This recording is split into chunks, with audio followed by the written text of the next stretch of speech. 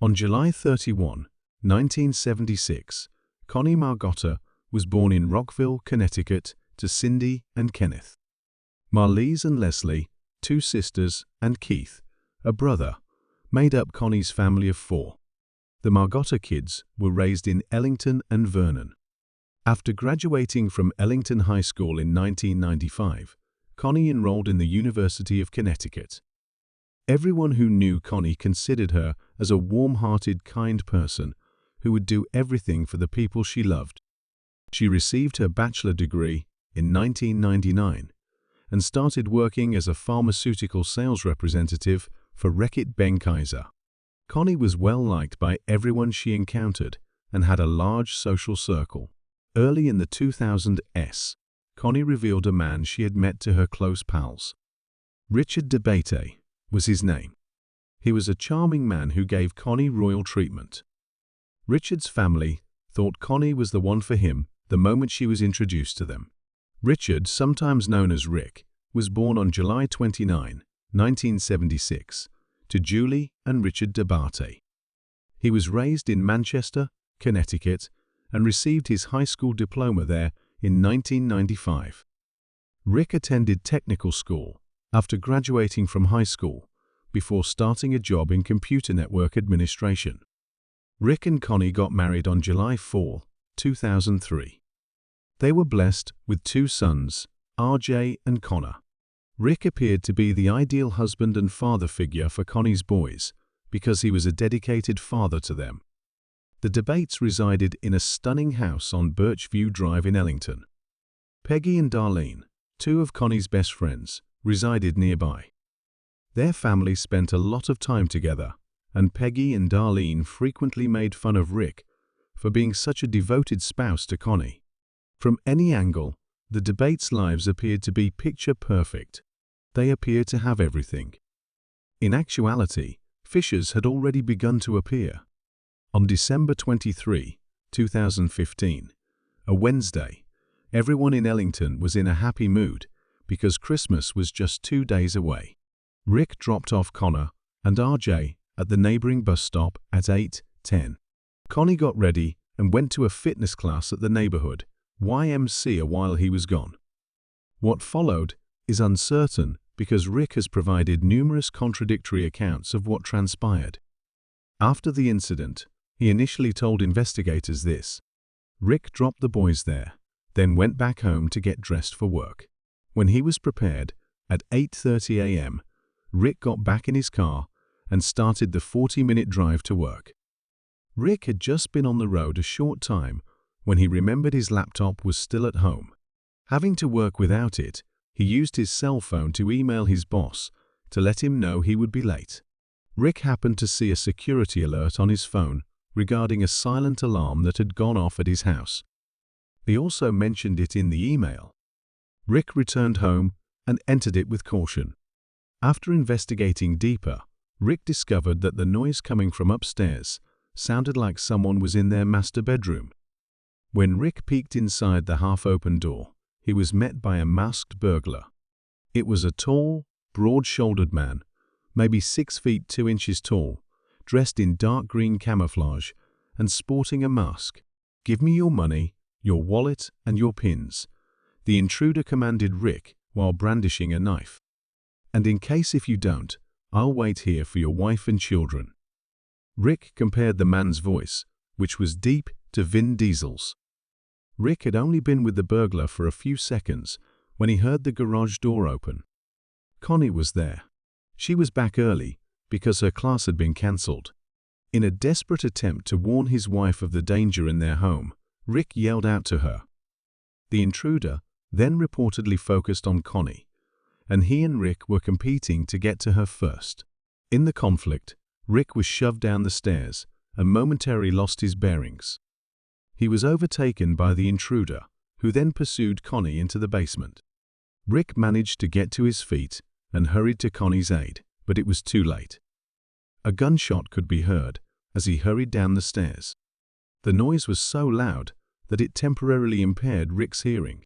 The intruder then returned his attention to Rick, who he overcame by applying pressure to a specific area until Rick lost consciousness. The next thing Rick knew, zip ties were holding him partially to a metal folding chair. Rick's body had received a few superficial wounds from the intruder, who had taken a box cutter from Rick's toolbox. The invader then took a blowtorch and started burning things. The intruder then attempted to use the blowtorch on Rick, but Rick was able to seize it with his free hand from the intruder. Rick had said the man was wearing a mask, but he nevertheless pointed it towards his face and burned him. Before Rick scared the man away, following the blowtorch incident, the entire scenario lasted 5 minutes. This meant that, according to the original schedule, it would happen no later than 9:05 a.m. Rick did, however, phone the police at 10:21 a.m. State troopers were already en route when the security firm automatically called them at 10:16 a.m. to inform them that an alarm had gone off at a customer's home. The authorities are instantly notified of this notice. Why then did it not go out following the alarm that Rick supposedly spotted just after 8:30 a.m.?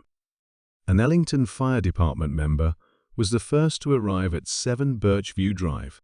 He observed that although the front door was open, the storm door was still shut. After receiving no response when he knocked, he entered. A thin coating of smoke that hovered in the air caught his attention initially. Droplets of blood were flowing from the basement toward the kitchen through the open basement door. Rick was still fastened to the folding chair that was laying face down on the kitchen floor when the man followed the trail and discovered him there.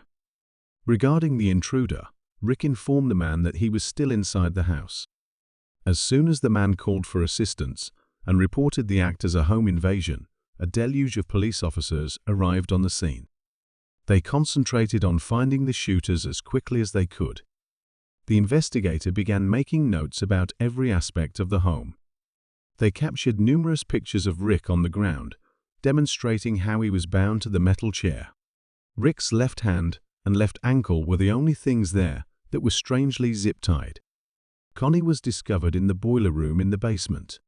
She had received 2 shots, both in the back of the skull and once in the stomach. At the scene, she was declared dead. This wasn't just a house invasion anymore. Canine units arrived quickly, with the hope of pointing out to detectives where the shooter had fled. However, Rick DeBate appeared to be the only human on whom the dogs were fixated. Rick's wallet was discovered by one of the dogs outdoors on the yard, likely where the burglar had left it when escaping. The dogs were still unable to trace a smell that led away from the site.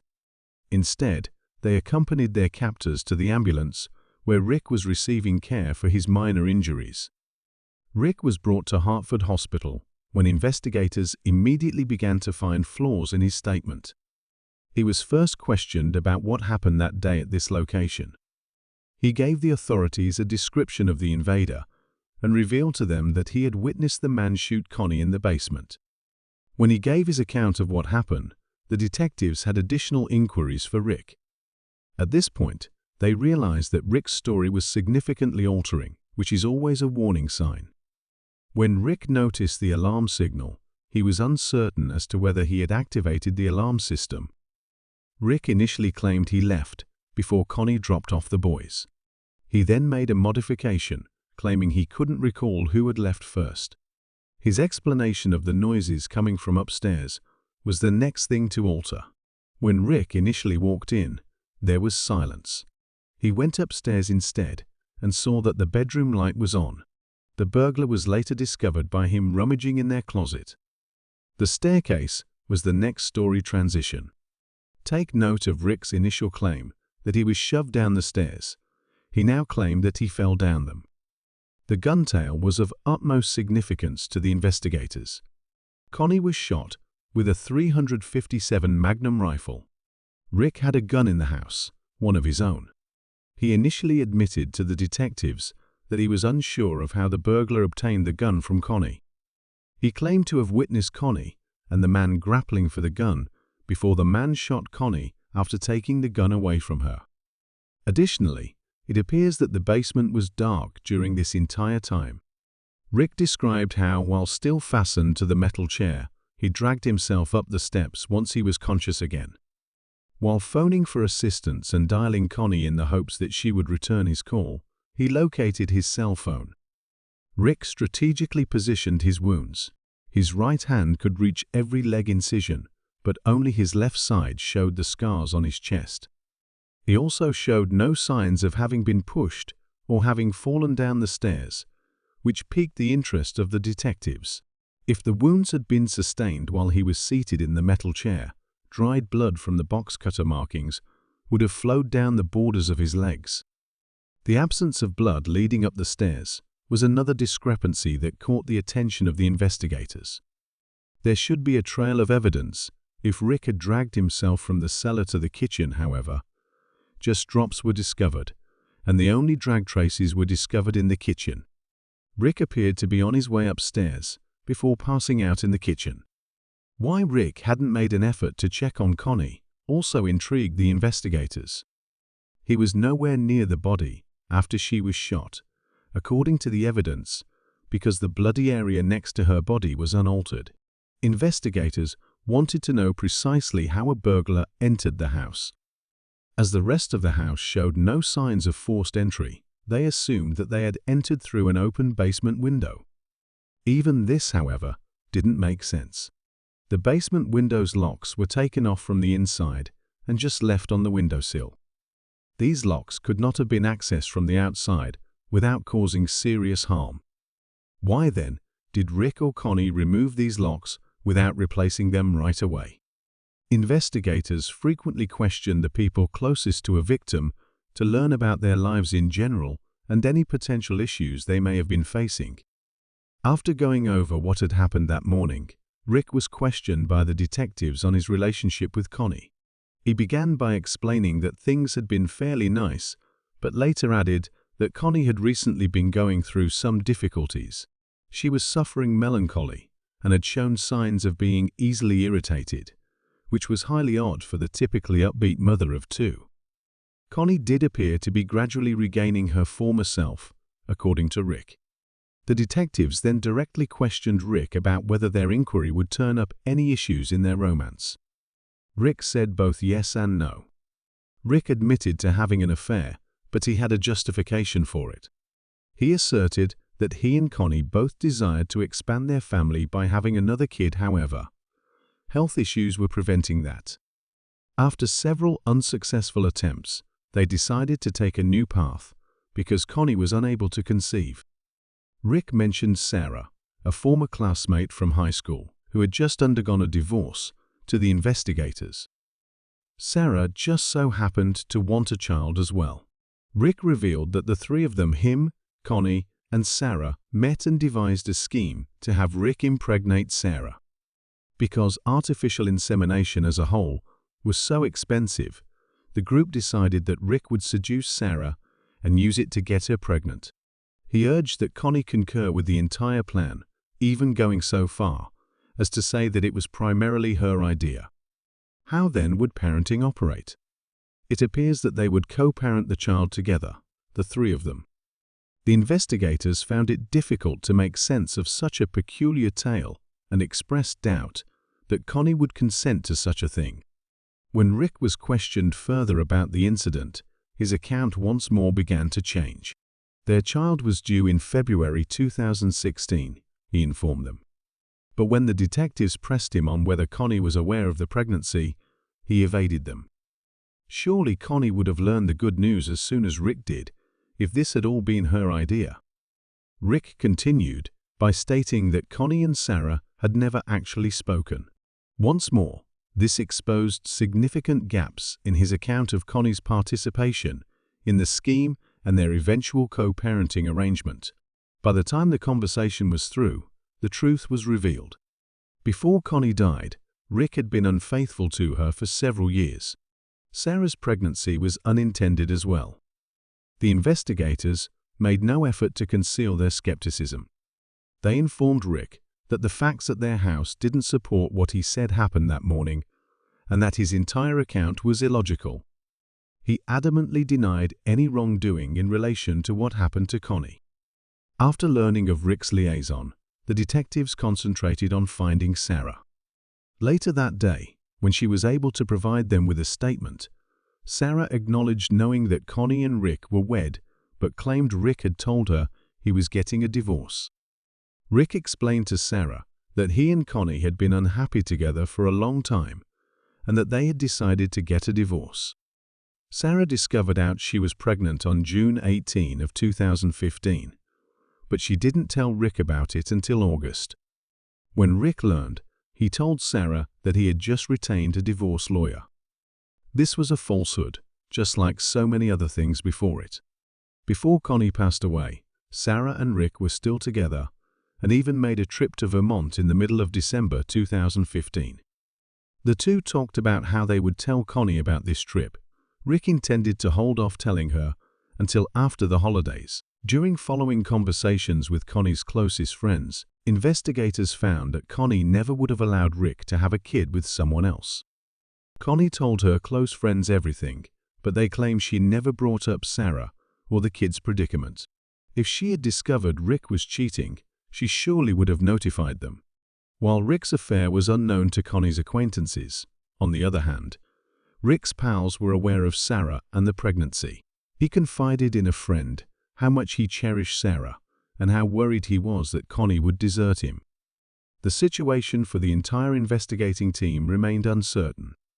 However, they believed that Rick was engaged in the murder of his wife from the beginning.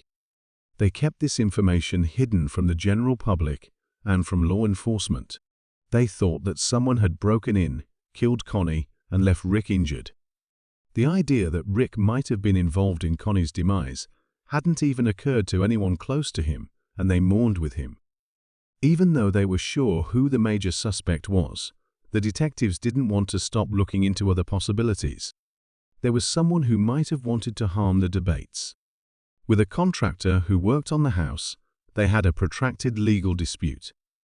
After experiencing numerous issues with the contractor's work, and Connie even raising concerns for her safety, Rick and Connie filed a small claims lawsuit against the individual.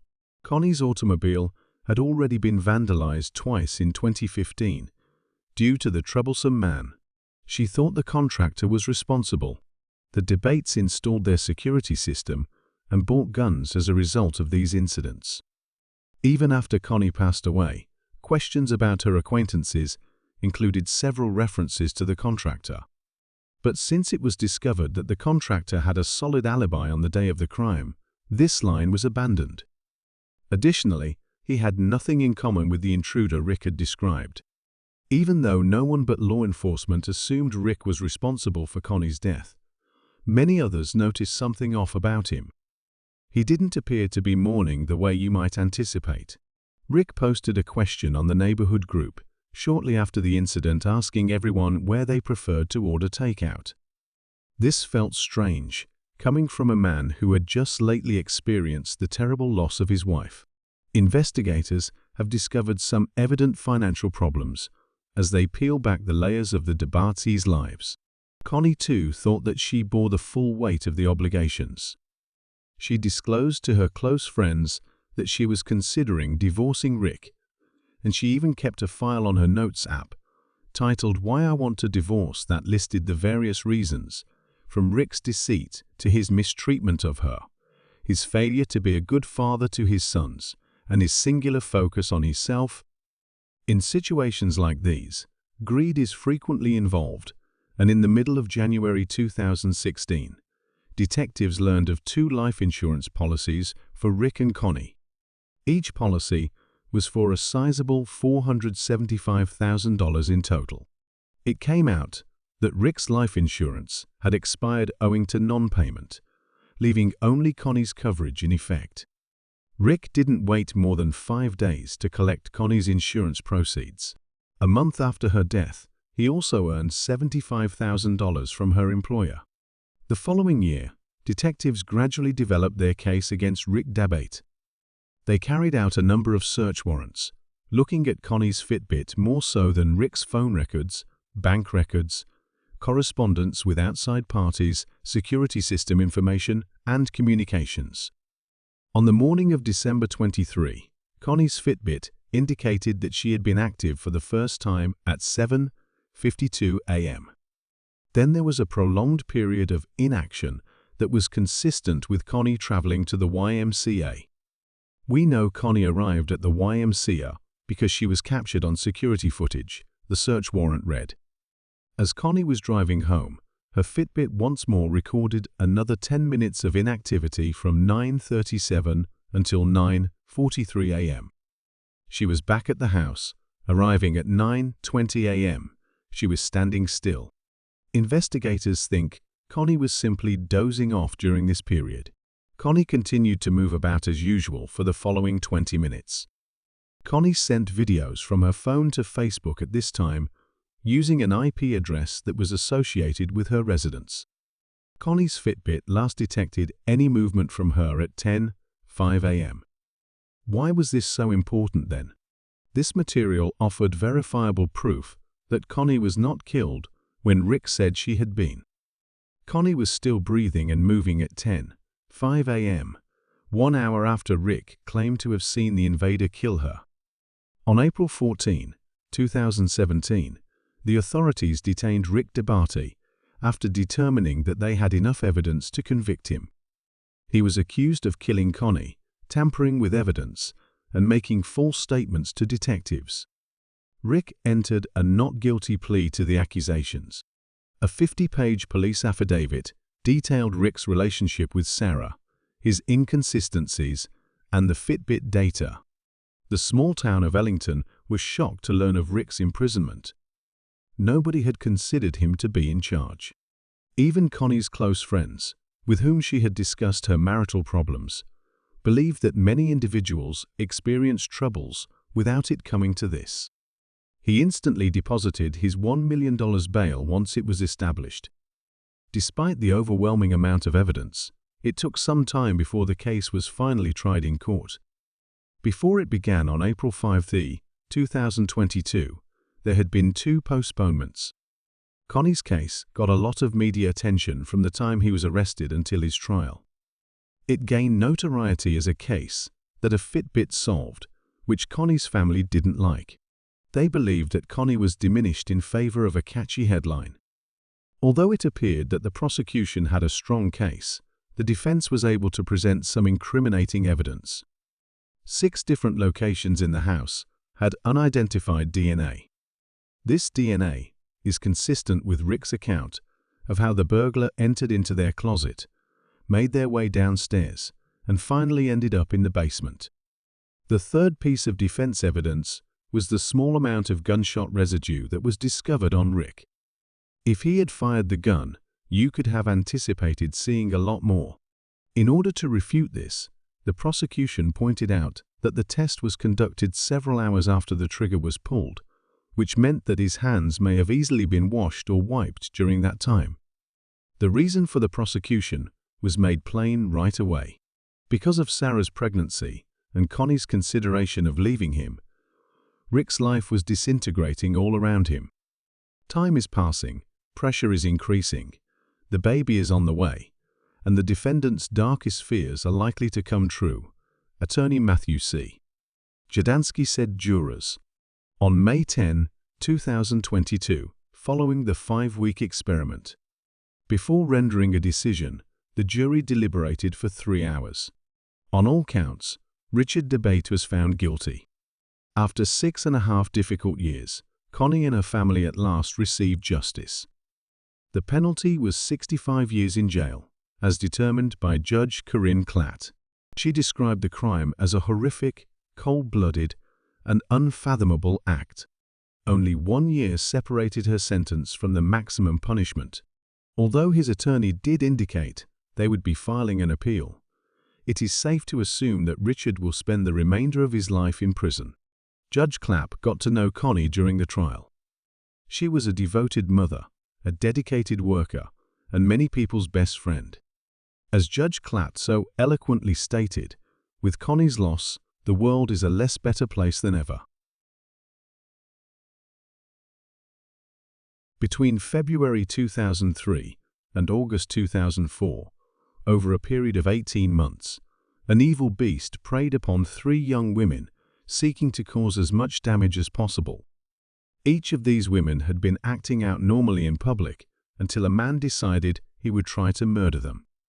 He chose to use his car as a weapon of choice and inflict horrible brain trauma. The individual was apprehended and detained toward the end of 2004. A few years after being charged, he was found guilty of the crimes, but in an unexpected turn of events, he was connected to another unsolved murder that had occurred 8 years before. Bob and Sally Dowler welcomed Amanda Jane Dowler, often known as Amelia, into the world on June 25, 1988.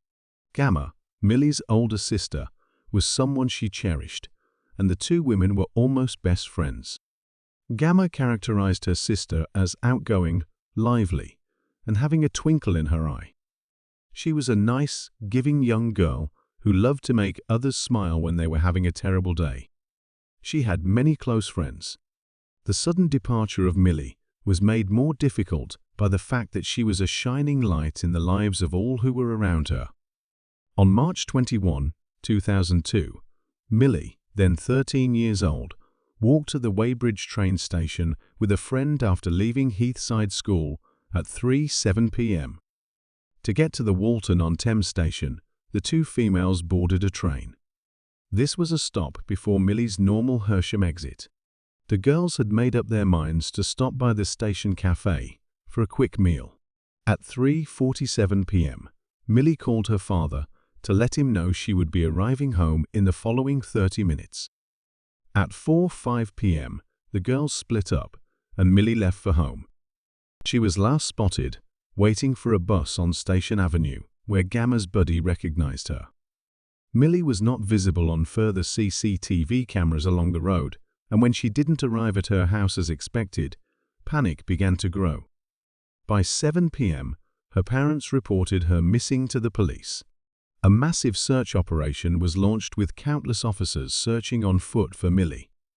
Police aircraft were also sent out in an effort to spot the young girl or come across some indication that she had been in the area. Rivers nearby were looked for, and the path Millie ought to have traveled was meticulously examined. A red Daewoo Nexia was seen when the CCTV cameras along Station Avenue were examined at 4:32 p.m. 7 years later, we would discover the identity of the driver. Detectives searching for anyone who may have seen anything strange or seen Millie that day issued numerous public requests. Because Millie's abduction was so unexpected, early suspicions suggested that she might have fled unintentionally or been abducted by someone she knew. She was in a rather open area, and how could a total stranger have kidnapped her at this time of day? It didn't make sense at all. Crime Watch UK broadcast a reconstruction of Millie's final known movements and included a direct plea to the young child as Millie. Having ran away was unquestionably the best-case scenario, despite her family's emphatic insistence that she wouldn't have done so. However, her mother struggled to understand why her youngest daughter would act in such a manner. Years later, it was made known that Millie had written letters to her parents, announcing her intention to leave and expressing some unhappiness. These letters were really nothing more than a teenage lady venting her perfectly normal anger to her parents or sister after a usual disagreement, nothing more. On March 28, the police were still of the opinion that Millie had been abducted by an unknown person. No witnesses who had seen any kind of struggle had come forward. Even though Millie had been spotted several times throughout the afternoon, they assumed she knew the person she departed with, since they thought it was improbable she would have traveled anywhere with a total stranger. After 4 weeks, there were few leads and Millie was still missing. February 23, 2002, when a body was discovered in the River Thames. Rumors that it might have been Millie Dowler quickly spread. Later, it was determined that the remains belonged to 73-year-old Macy Thomas. She had vanished the year before, and it was determined that her death was not suspicious. Most likely, Macy drowned. Months passed after weeks, with no new information regarding Millie's whereabouts. The Dowlers' frustration grew as they tried to figure out how their daughter could have vanished without a trace. As if things weren't already bad enough, the family itself came under scrutiny, with Bob Dowler being the major focus.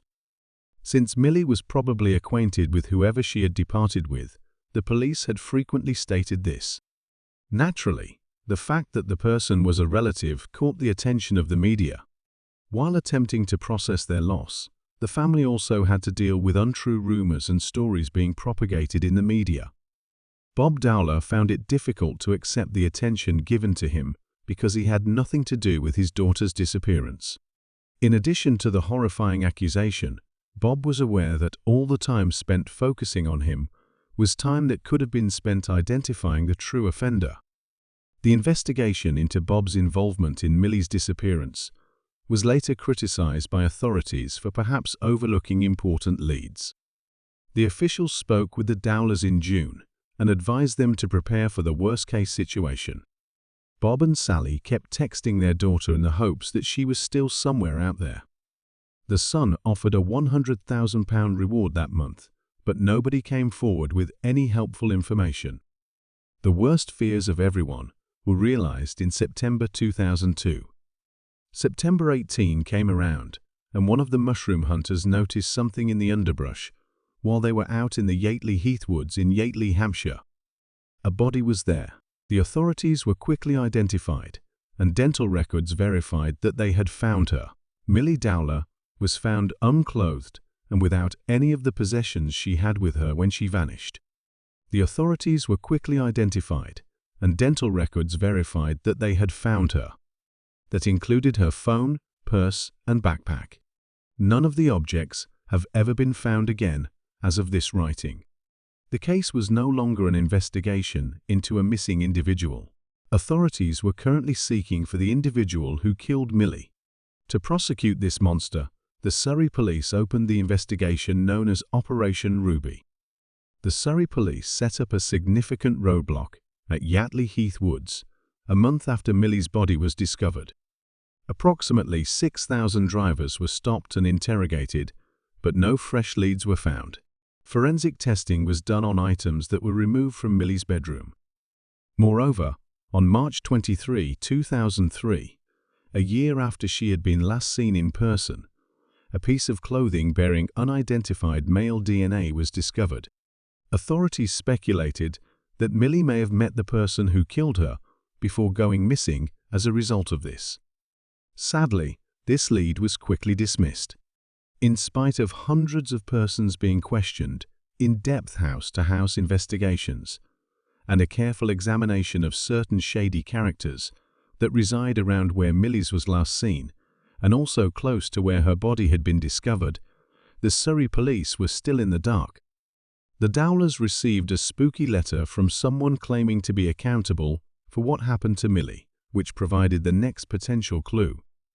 It didn't take long to figure out that Paul Hughes, who was incarcerated at the time for doing indecent activities to a young girl, was the author of the letter. For the letter and the threats he made to Millie's sister Gamma, he received an additional 5 years in prison. The prison service expressed regret to the Dowlers for failing to stop the letter before it was delivered to them. The disappearance and death of Millie was seen as a game by other sick people. Before her blog was discovered, Leanne Newman called a number of people while impersonating Millie. She also phoned Millie's school, Bob, Sally, and the police. After entering a guilty plea to making these calls, Newman was handed a 5-month prison term. In numerous emails to Millie's friends and the investigators, the mentally ill man Gary Farr claimed that Millie had been smuggled into Poland. Farr asserted that her body was merely a cover-up. He was ultimately ordered to be held for an indeterminate period of time under the Mental Health Act because he posed a risk to the public. Behind all of this craziness, Millie's family was still frantically seeking answers. The reality, however, was years away. Marcia McDonnell, then 19 years old, was struck in the head on February 4, 2003, not far from her Hampton home. Shortly after Marcia got off the 111 bus at the Percy Road bus stop, the event took place. Marcia tragically passed away 2 days later at a hospital. Kate Sheedy, then 18 years old, was returning home on May 28 of the next year when she spotted a suspicious-looking automobile stopped by the side of the road. The engine was on and a man was inside, but the lights were purposefully off. Kate made the decision to cross the street and move away from the car. Before she was even aware of what had transpired, the automobile slammed into Kate, showing that this was not a mistake. The man then turned around and ran over Kate's body. Kate miraculously managed to get herself off the road and seek assistance. After a protracted hospital stay, Kate lived despite the severity of her condition. 3 months later, Emily, another young woman, was victimized. Emily was a 20-year-old French visitor to England studying abroad. Unbelievably, Emily's life was brutally snatched, just like Marcia McDonnell. Authorities connected the instances in less than 24 hours. Levi Belfield, a male, was detained for what had happened to Emily Delagrange on November 22, 2004. On May 17, 1968, Levi Rabbits was born in Isleworth, London, to parents Jean and Joseph Rabbits. Although it is unknown precisely when he changed his last name from Rabbits to Belfield, we do know it was his mother's maiden name. Belfield's father lost away while he was still a child after battling leukemia. He attended Crane Junior High School while growing up on a housing estate in southwest London with his 4 brothers. Belfield was found guilty of breaking into a house and robbing its occupants while still in his early teens. That occurred in 1981.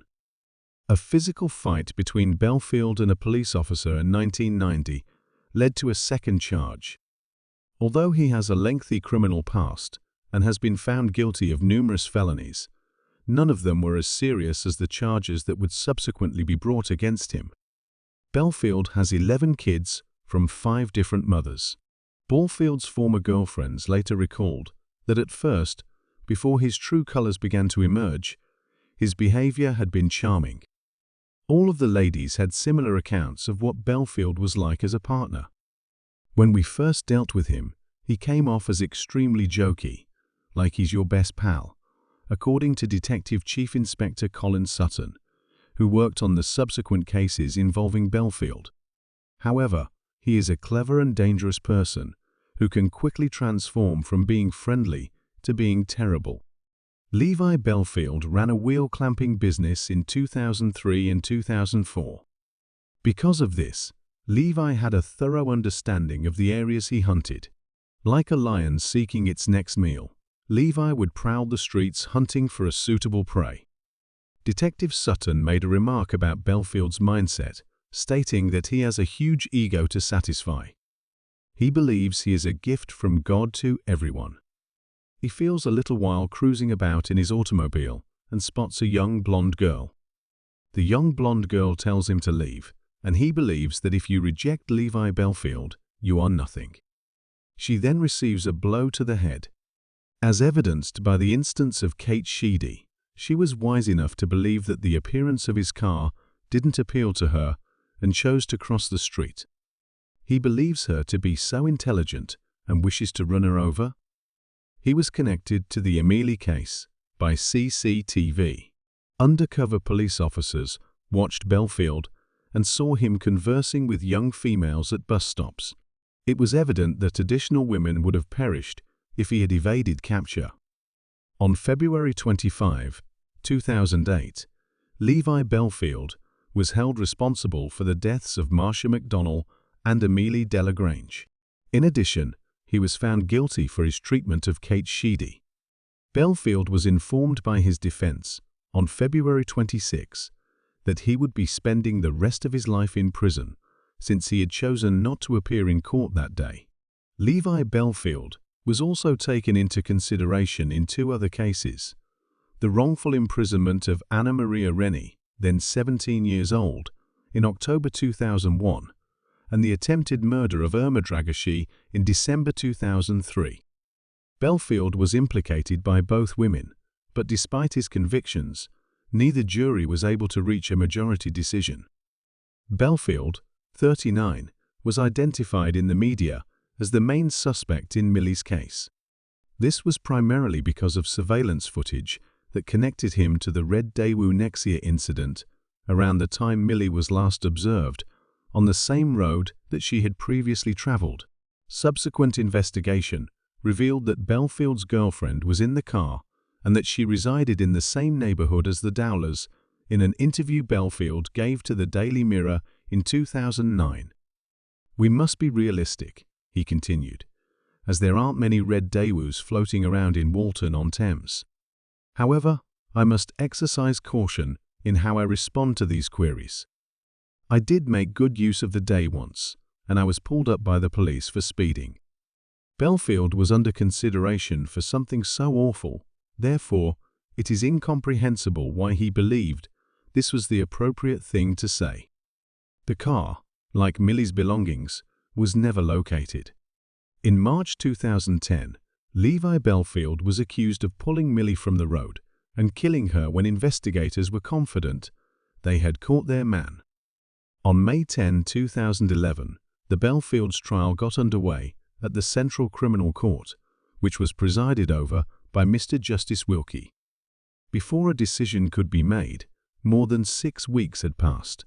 The prosecuting attorney described what occurred to Millie on her last day in his opening statement. The decision to stop at a station cafe to buy some chips with some schoolmates on this particular day was completely harmless and rather ordinary, but it would cost Millie her life because it meant she would travel fatefully down Station Avenue. On June 23, 2011, Belfield was found guilty and given a second life sentence. Belfield came clean about what he had done to Millie many years afterwards. Even though the Dowler family got some measure of closure, several aspects of the investigation left them with a bad taste in their mouths. "Our family life has been dissected and made available for public inspection," Sally told reporters. Bob claimed that the family had paid a price for this conviction that was way too high. Gamma was present as the Belfields' defense brutally cross-examined Millie's parents. Later, she referred to what she saw as one of the darkest days of her life. The defense made an effort to portray Millie as a despondent person rather than the outgoing girl others around her knew her to be. On June 30, 2011, Crime Watch broadcast a special titled "Taken the Millie Dowler Story."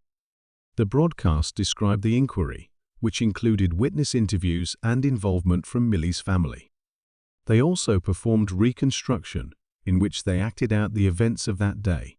Finally, Millie's family was able to reveal to the public Millie as a person, separate from the extraordinary headlines. Following everything, the unanswered question was whether Belfield was involved in any other killings. Jennifer Renee Odom, age 12, attended Wesley Chapel, Florida's Thomas E. Wakeman Middle School, and was in the 7th grade. In 1993, she competed in contests as a barefoot water skier and played clarinet in the school band. She frequently served as the skier who ascended to the summit of the floating human pyramid. On August 25, 1980, Jennifer was born. She was Renee Converse's and her stepfather Clark Converse's oldest child. She was the grandchild of Jim and Margie Denny and shared her life with her sister Jessica Ann Odom, age 9. They resided in St. Joseph, a small Florida town close to Dade City. A rabbit named Beanie belonged to Jennifer and Jessica. Additionally, Jennifer adored her Springer Spaniel Gypsy. On the 15-acre family property, the two sisters built forts, rode four-wheelers, and spent summer days swimming in the stream behind their house. On Friday, February 19, 1993, Jennifer Odom dressed for school by putting on her white turtleneck and white jeans. It was a brisk morning. She covered her shoulder-length, chestnut-colored hair with a crimson cashmere sweater that was a gift from her grandma. She spent a lot of time outside, so she was thin and tan. She laced up a pair of black boots that morning and hopped in the car with her mother. To wait for the school bus close to their mailbox, the two traveled 200 yards up the curvy lime rock driveway. Jennifer boarded the bus and sat in the back seat, where she usually sits, so she and her mother could see each other until Renee, who was riding in the rear, turned left to go to work. Around 3 p.m., Jennifer got off her school bus, said goodbye to her friends, and began the short 200-yard walk to her house. Jennifer's sister returned home from school at around 4 o'clock to find it locked and impassable. After that, she made a call to their mother to let her know that her older sister was still away. Then Jennifer must not have returned home, Renee converse realizes. Michelle, Jennifer's closest friend, answered the phone and reported seeing Jennifer get off the bus and start heading home. Jennifer's mother dialed 911 after realizing something was seriously wrong. Deputies immediately started a thorough search. About 400 volunteers were gathered into a search team to assist comb across the roughly 60 square miles of rural area. Volunteers, family members, neighbors, and others looked for Jennifer. Police dogs were used by the authorities to thoroughly search the forests, pastures, and rolling orchards that surrounded the tiny hamlet of Dade City in Pasco County. Every local enforcement agency in the Bay neighborhood was searching for a blue truck that several of her classmates had reported seeing in the neighborhood. Children who rode the school bus with Jennifer recalled seeing an older, light blue pickup truck of an unidentified model slowly pursue Jennifer in the direction she was walking. The children describe it as having a trailer hitch with cables hanging from it, a silver-painted rear bumper instead of a chrome one, and pipes or a ladder in the back. The kids described the driver as a white man in his 40s, with brown hair that reached his shoulders. Investigators believe that the driver of the blue truck may have been involved in Jennifer's disappearance as a last resort, so the truck was the main focus of the search parties. The FBI, and Hernando, and Pasco County Sheriff's personnel worked from a dock and boathouse as drivers searched Lake Jovita for the vehicle.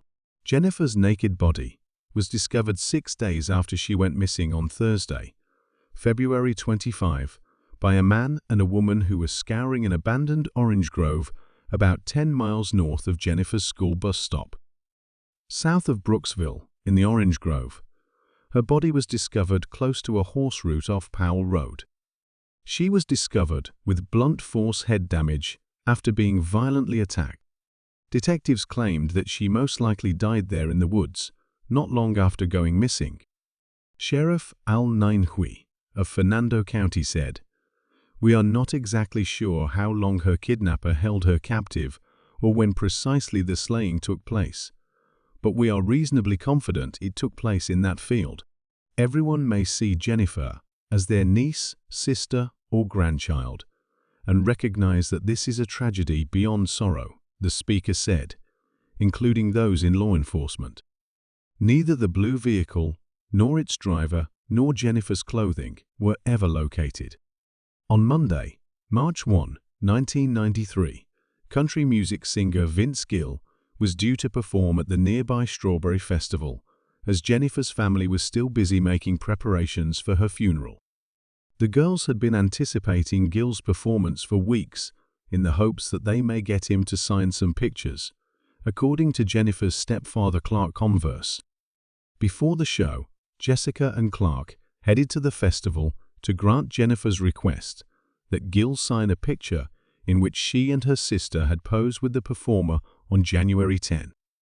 Vice President of the festival Gavin Newsom brought the 3 photos to Gill as he was eating supper in between performances. Gill was requested to sign 3 photos, one for Jessica, one for Jennifer, and one for both daughters by Jennifer's stepfather. Later, Newsom stated, "I informed Gill that this girl had been killed and that her father was outside." Gill said that he had heard about the incident. He signed the pictures, writing "Jennifer, may God be with you" on 1 and 2. He also has a small daughter. Gill and Newsom both started to cry. Gill then traveled to the second show of the evening, where he spoke to the audience before singing the final song. He added, his voice quivering, "I'm going to try to get through this as best I can." Gil sang his Grammy-winning song, "I Committed It to Jennifer," who was brutally robbed of her life, and said that "I still believe in you." Gil asked the audience for assistance in finishing the song while tears were streaming down his face. Radio host Jeff Moore, who had nearly 15,000 voices join in, stood backstage and watched as thousands of people's faces were covered in tears. He afterwards remarked that it was heart-wrenching. Her case, unfortunately, went unsolved since no one in the neighborhood was able to give investigators any significant information. A 17-year-old girl was kidnapped in north-central Pasco County 13 months before Jennifer was taken hostage on January 16, 1990. She had been severely attacked, assaulted, and beaten before being discovered in a pool of blood behind an abandoned house. Sheriff Nianhui claimed that the woman's head and skull were seriously injured. Although she lived, the fact that her left side was paralyzed altered her life forever. She was a previous honor roll student, a track and field competitor, and according to Nianhui, a true victim. She did not lead a dangerous lifestyle. At the time, DNA was obtained from the crime site by law authorities. Given that what occurred to Jennifer and the unknown girl had similarities, detectives think the two cases might be connected. Both victims were teenage females who were kidnapped in Pasco County after getting off the school bus, brought to a distant area, assaulted, and left with the hope that they would pass away from their wounds. Just a few miles away from where Jennifer's body was discovered, the other victim was found. 16 months after the crime, the police contacted psychic Nancy Meyer to help them identify the perpetrator after going down a number of dead ends. Pennsylvania-born psychic Nancy Meyer has spent decades collaborating with law enforcement agencies all around the nation. In more than 300 criminal investigations, Nancy claimed to have provided advice and had more than 80% of the time provided crucial hints. Nancy thought that two men were responsible for killing Jennifer. She characterized them as white muscular mechanics, and with a hacking cough, she speculated that one of them might be a smoker. Nancy Meyer was thus prohibited from seeing it. Despite this, she was able to clearly picture two males. She was brought to the scene where Jennifer's body had been discovered. Nancy mentioned that there were items in the vicinity that had not yet been found.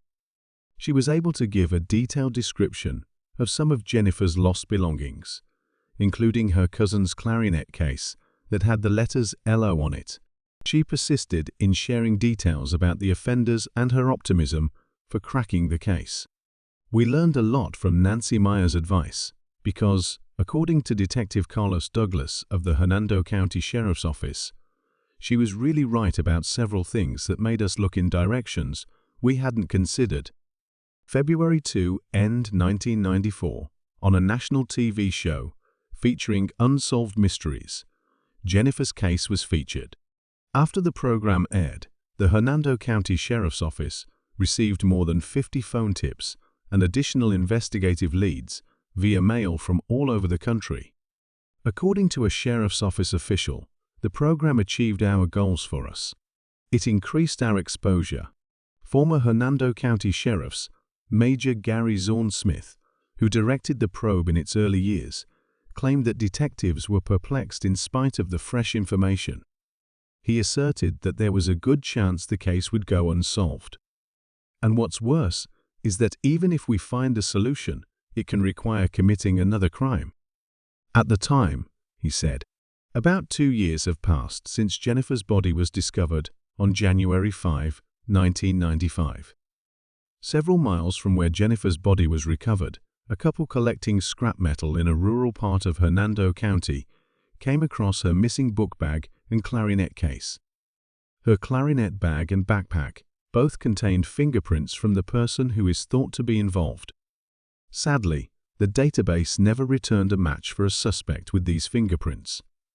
Over the years, the case attracted national attention and haunted the Tampa Bay area, resulting in thousands of dollars in prize money offered for information and tens of thousands of hours of detective time spent following leads.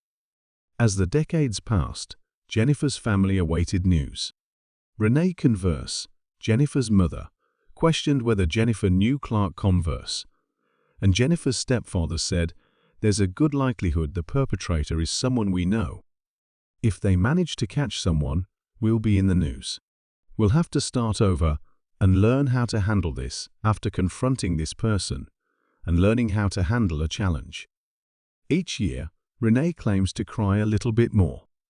The truth is that Jennifer is no longer with us and will never be. Nothing will make that different.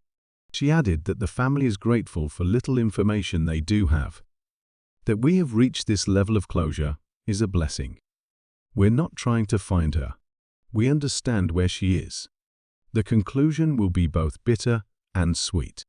The image of her 12-year-old daughter, slim and sun-kissed, waving goodbye from the back window of the Pasco County school bus, still lingered in her mind.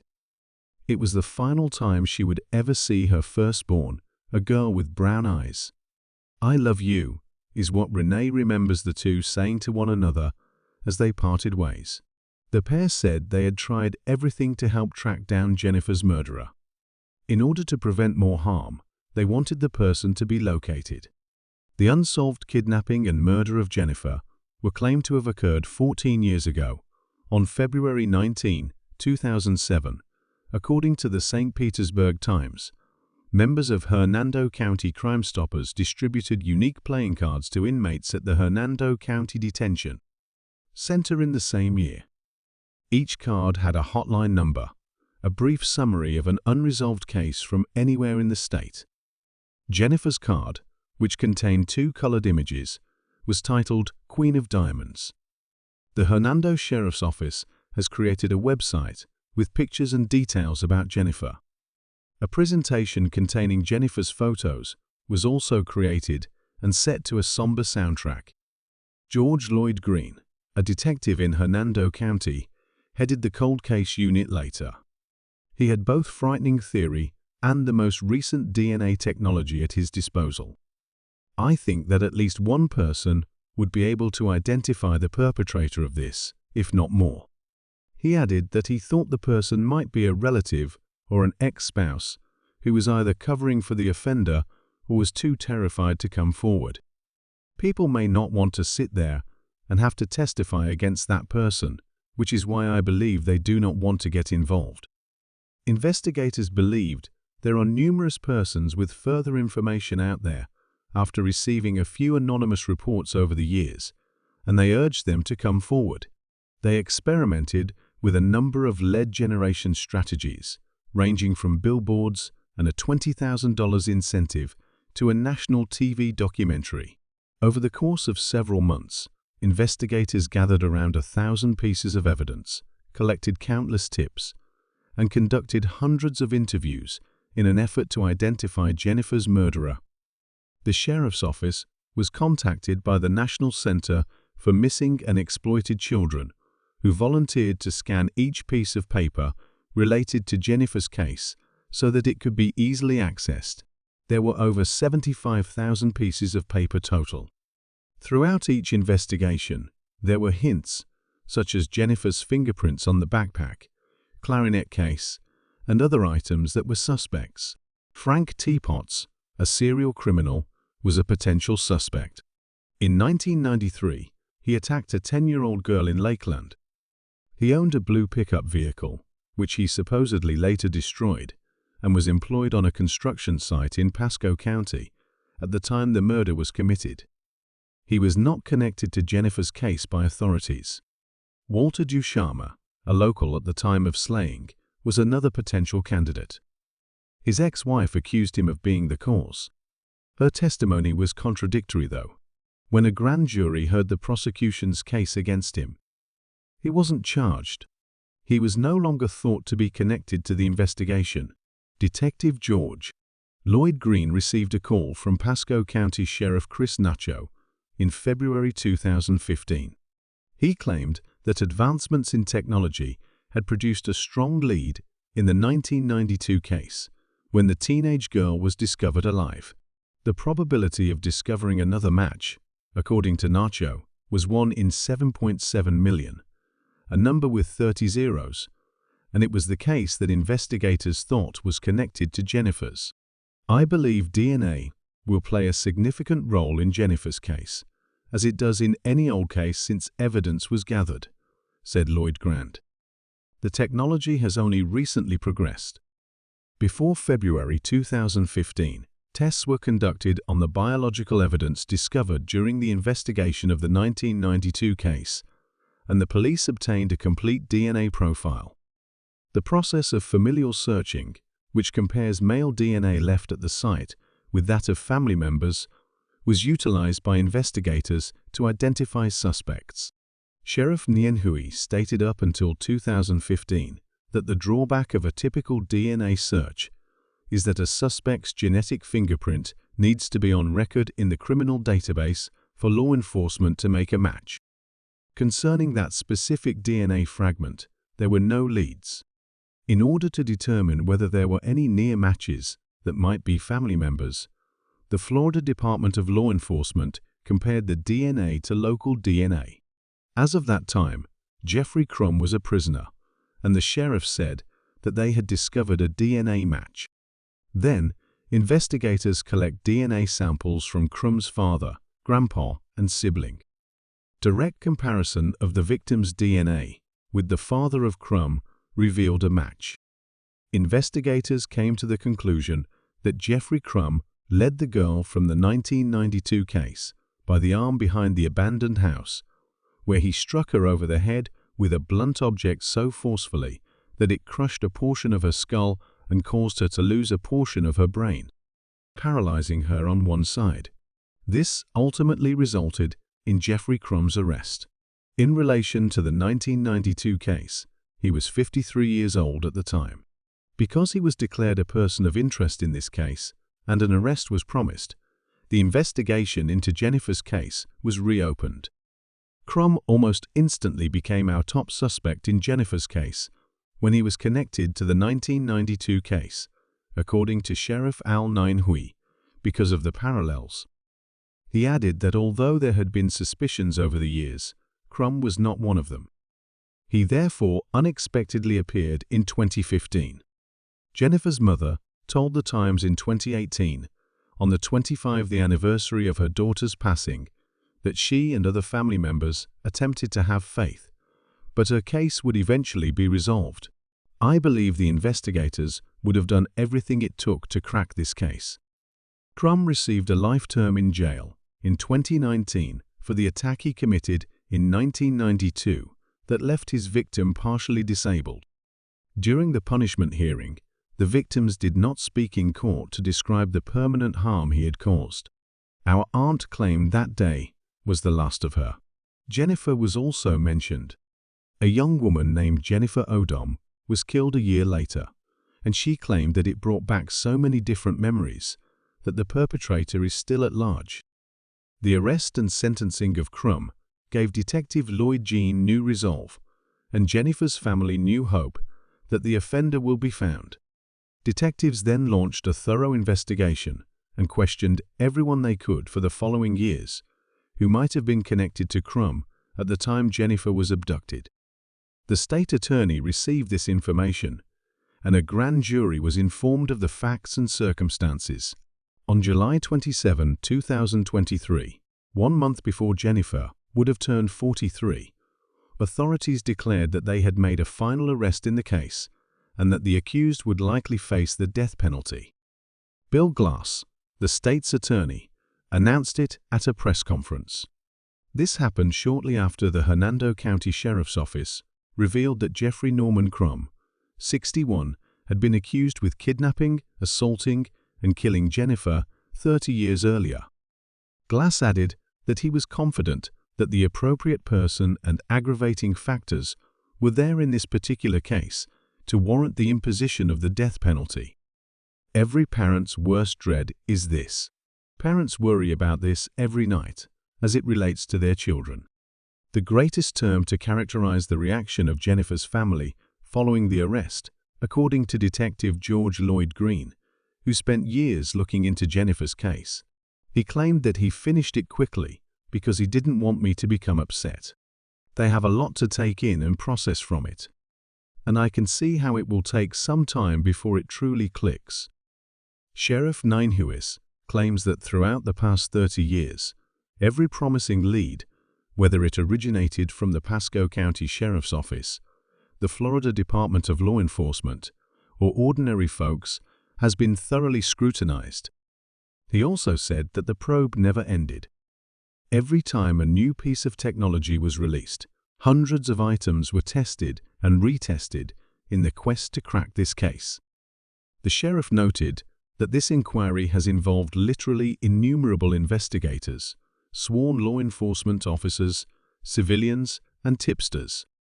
When Crum was named as a suspect in the investigation, Detective Alyard Green immediately started assembling a puzzle or mosaic. There was no other piece of the puzzle, as far as I know, besides the judgment in the earlier case. That was a significant puzzle piece. Sheriff Ninehuis also stated that they are looking for additional victims. Every single piece of the puzzle that took us to this point was made up of small little bits that provided the state attorney and the grand jury the confidence to indict Crum. Authorities worry that Crum may be behind more crimes. He asked anyone who recognized him from the 1980s and 1990s to get in touch with Sheriff Ninehuis and posted a photo of himself from 1993. We strongly advise anyone who interacted with Jeffrey Crum, knows of any other crimes he may have committed, or who may have been a victim of his to get in touch with the Hernando County Sheriff's Office and speak with our cold case section. Despite keeping a lot of details under wraps, authorities have confirmed that Crum resided on Somerset Lane in Spring Hill and worked as a drywall installer in the construction industry in 1992. About 21 miles and 12 miles, respectively, separate the Pasco County region, where Jennifer was kidnapped from his home, and the location where her body was discovered. Moreover, according to officials, he was then a blue truck driver. Crum was not on the radar of the detectives until the last several years, Sheriff Ninehuis repeatedly stated during the press conference on Thursday, July 27, 2023. Records revealed that Crum has a long history of being convicted of violent crimes. According to the sheriff, Crum was detained for an armed robbery in Hillsborough County at the beginning of the 1980s. In 1985, in Hillsborough County, he was accused with kidnapping, assault, and false imprisonment. In 1987, Tampa police detained him for possessing a hidden handgun. He was charged with aggravated assault in 1988, when he was once more discovered carrying a concealed firearm. He was detained 3 times in Hernando County in 1998 for domestic abuse. He was detained for violating his probation in Hillsborough County in 2001. A few years later, in Hernando County, he was detained for aggravated assault with a deadly weapon. He was detained in Pasco County in 2015 on suspicion of serious assault on a kid under the age of 12. Sheriff Ninehuis claimed that he was a violent, terrible person. For the assault and kidnapping case out of Pasco County that was convicted around 2015, Crum is already serving 2 life sentences. He is right now being held in the Hernando County Jail. He was ordered to be jailed without bond by Judge Kurt C. Hitzman, who also named a public defender to represent him. Communities in Pasco and Hernando counties were on edge following the kidnapping and murder of Jennifer Odom at the time, and they expressed their views after the news of the arrest was made public. The general manager of Papa Joe's Italian restaurant in Brooksville, Jeannie Cameron, claimed that she and other members of the neighborhood have vivid memories of learning of her abduction. We all recall learning about her, Jennifer's, and the blue truck's disappearance. Everyone was on the lookout as well. The most important thing, in my opinion, was identifying the perpetrator and getting him off the streets to spare another family from suffering. Because I truly believe that the entire community suffered until they learned the solution. 30 years ago, according to Joseph, the proprietor of Papa Joe's Italian restaurant, I was furious that someone could do that to a child and then leave her there in the middle of nowhere. Jennifer and Jessica Ellis attended Wakeman Middle School together and shared a clarinet section in band class. According to Jessica Ellis, I would say that we interacted frequently. We weren't exactly close pals, but since we frequently shared the same school bus, we knew a lot of the same people. I just remember her being friendly to me and everyone else who also took her school bus. You are aware that many of us are parents. Now the fact that someone would harm a child in this manner. My 5-year-old is now much harder in my arms because of it. In the days, months, and years that followed Jennifer's passing, grief and anxiety set in. Many people in the neighborhood find comfort in the remaining crumb. Lisa Ziegert was born on March 24, 1968, to parents George and Diane in Holyoke, Massachusetts. Sharon, Linnie, and David were her 3 siblings. In 1974, Lisa's family relocated to Agawam, Massachusetts. In 1986, she earned her high school diploma from Agawam. She participated in the concert band in high school on the tenor saxophone and flute. Lisa worked for the school newspaper and literary magazine, in addition to being a drum major for the marching band for 2 years. Lisa joined the American Field Service and the National Honor Society after graduating from school. Lisa graduated from Westfield State College with a degree in elementary education in 1990. She attended Sacred Heart Church and served as a confraternity of Christian doctrine instructor there. Lisa enjoys drawing and frequently offered her friends and family pieces of her work. As a young adult, she kept in touch with her family and had a small circle of acquaintances. Her boyfriend's name was Blair. Many of their pals congregated in a home that he shared with them. Lisa started working as a teacher's assistant at Agawam Middle School's Special Education Division. She had to take on additional employment, however, because it did not pay well. Working as a clerk at the Brittany Carden gift shop was one of such occupations. She spent 4 summers working at the Perry Lane camp as well. Lisa Ziegert, then 24 years old, began the summer camp for Agawam residents on April 15, 1992, just like any other day. Easter was just around the corner. After a hard day of instructing pupils with special needs, Lisa got in her car and headed to Agawam for her night shift at Brittany's Carden Gifts.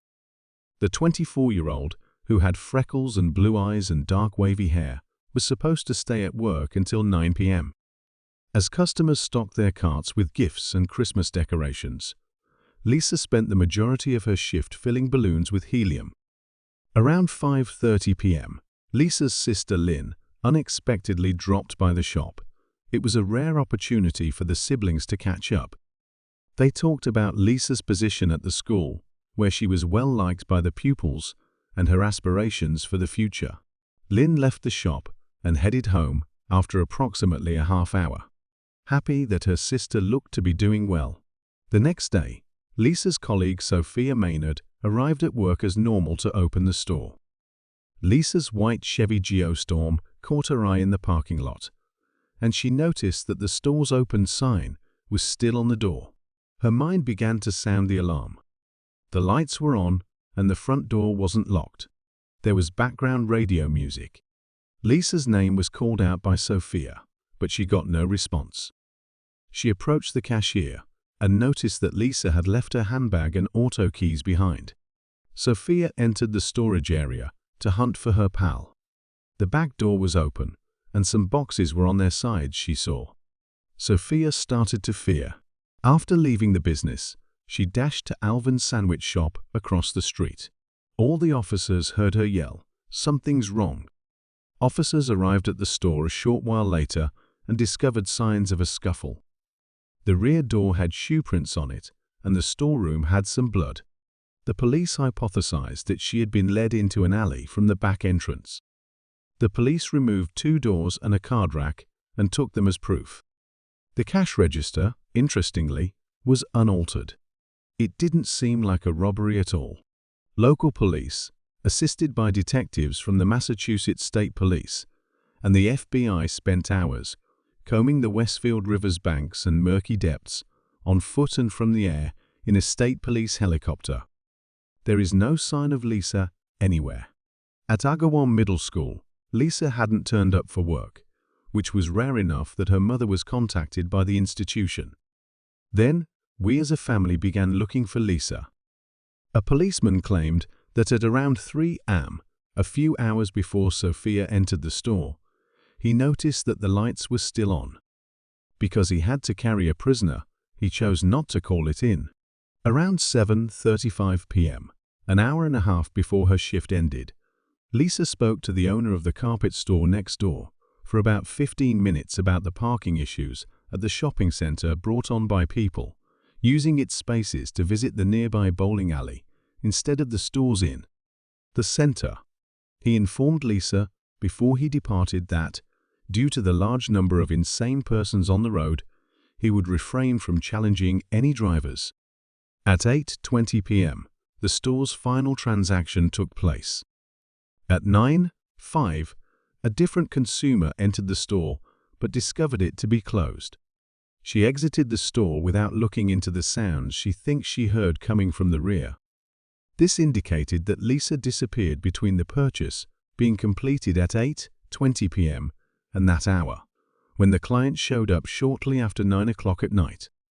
On 17 April, Agawam Police Lieutenant Robert Campbell told the media that there was a tiny probability that Lisa would simply leave the store, and said that the matter was now being treated as an abduction because all other scenarios had been ruled out of the investigation.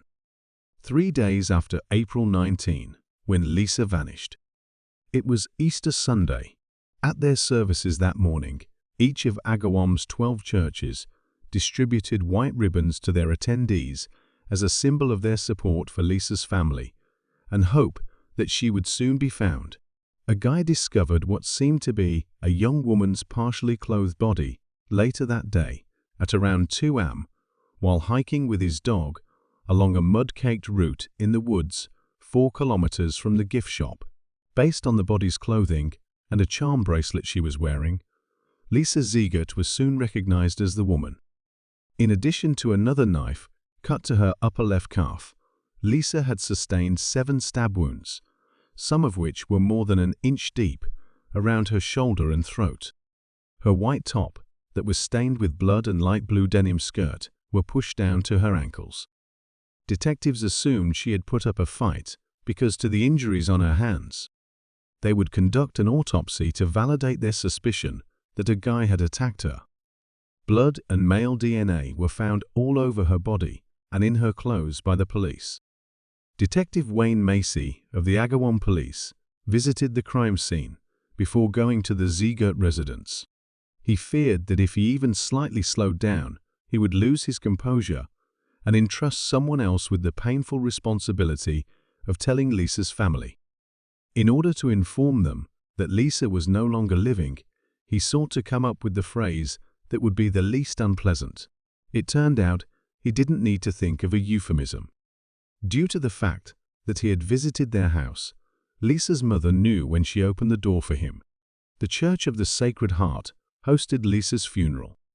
There were more than 900 attendees.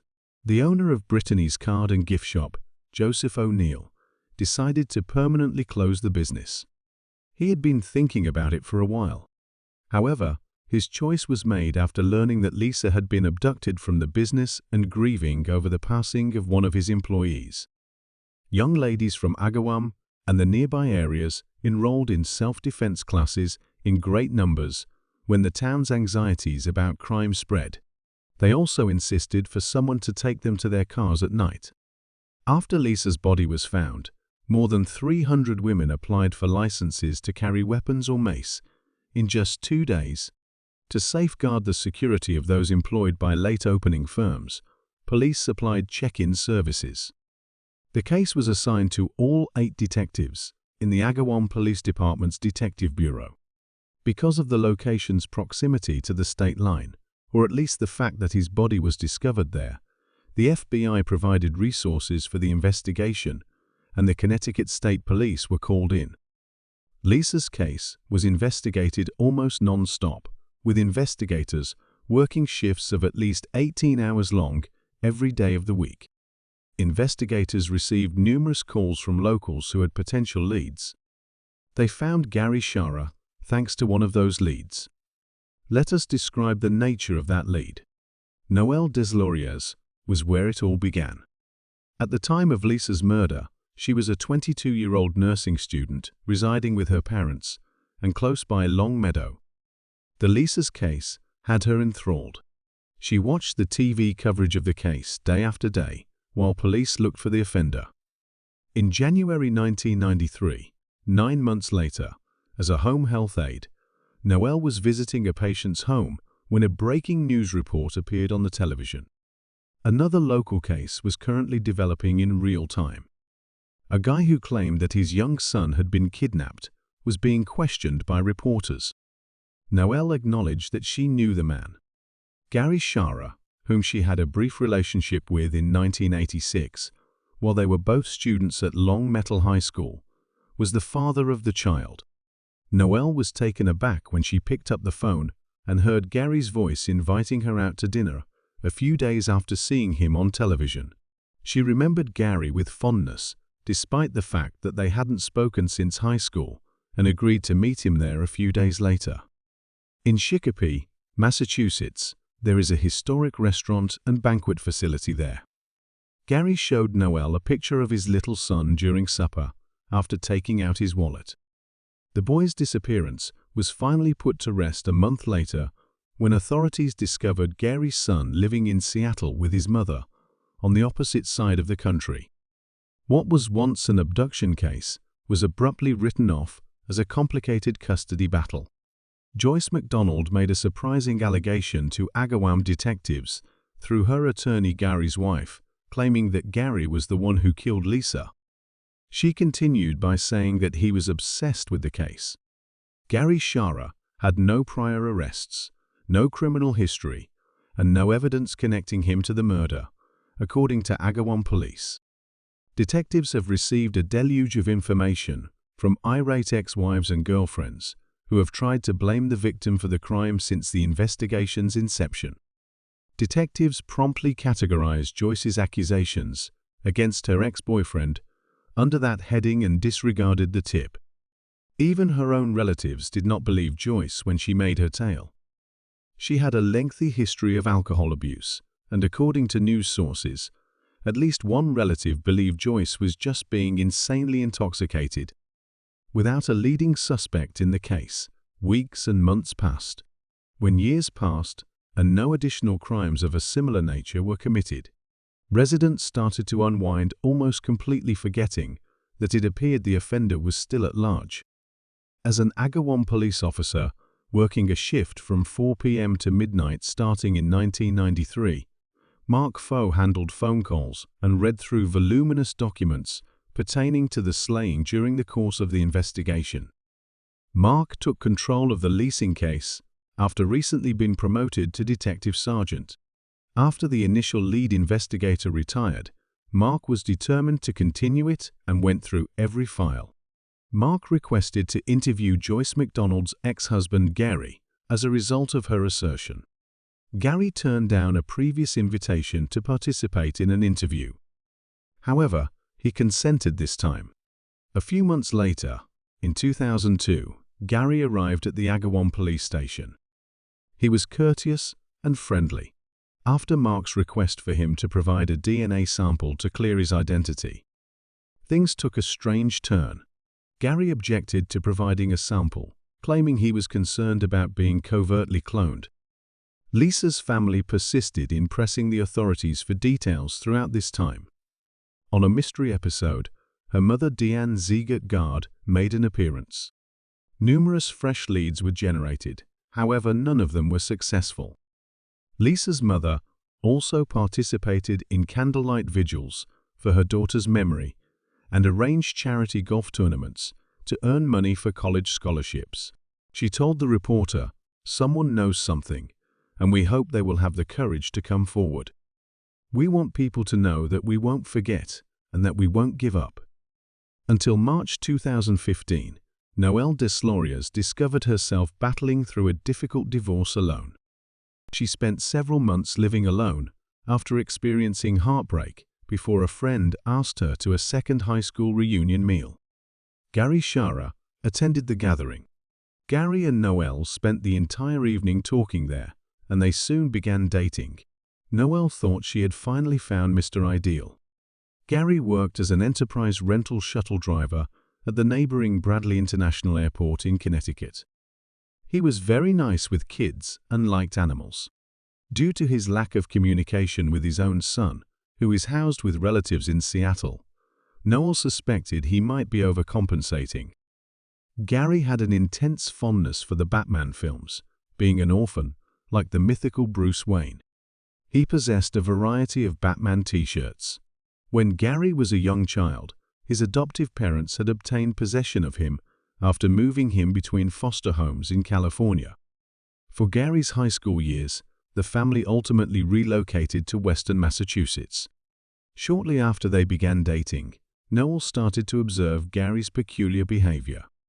It seems that he experienced crowd anxiety. He refused to go through the police checkpoint at the Boston Marathon, and he was pale from fright. As time went on, Noelle started to question whether the people he was attempting to avoid might not have been the cause. However, one day, Noelle asked Gary to drive her wheelchair-bound patient to the girls' senior prom at a nearby country club. The girl struggled with a disability after the dance and almost fell out of her chair. The girl was prevented from falling onto the sidewalk when Gary raced to her help.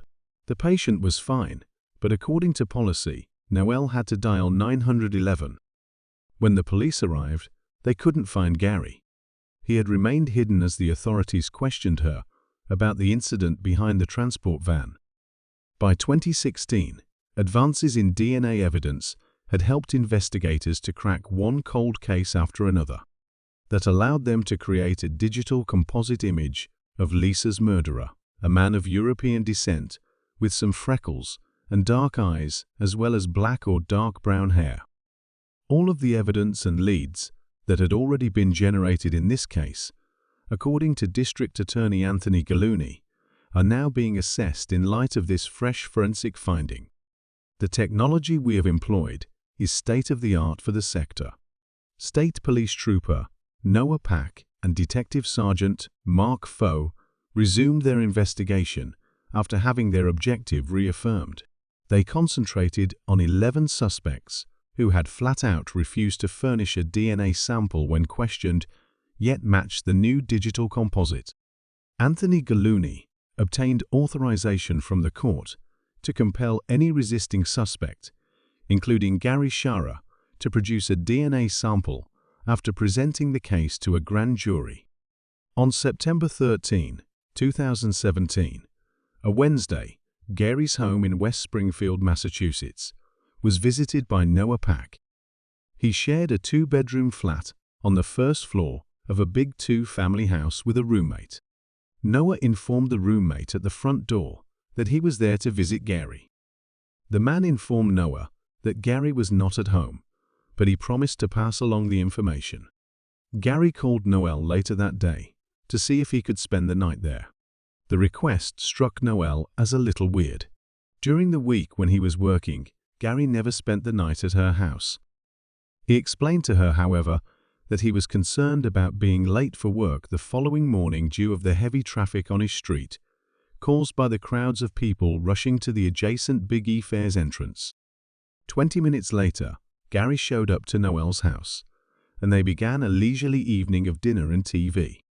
She got up early the following morning while Gary slept and ready for work. After a long 10-hour shift, Noelle arrived home at 4:30 and saw that Gary had left his wallet, watch, and a few coins on the kitchen counter. She attempted to call him on his cell phone, but it was off, so she was unable to even leave a message. Then Noelle noticed Gary's clipboard on the sofa table. There was a letter with Noelle's name on top, written in Gary's handwriting, attached to it. This is what he wrote, with a few phrases changed to comply with YouTube's rules. "You are going to learn some terrible things about me today. They'll tell you that about 25 years ago, I kidnapped, beat up, and killed a young woman. All of it is accurate. When I seized her, I wasn't planning on killing her, but things got out of my hands. And that is all the same in the eyes of the law. Never have I felt such strong regret. I've always known that eventually I'd get caught up.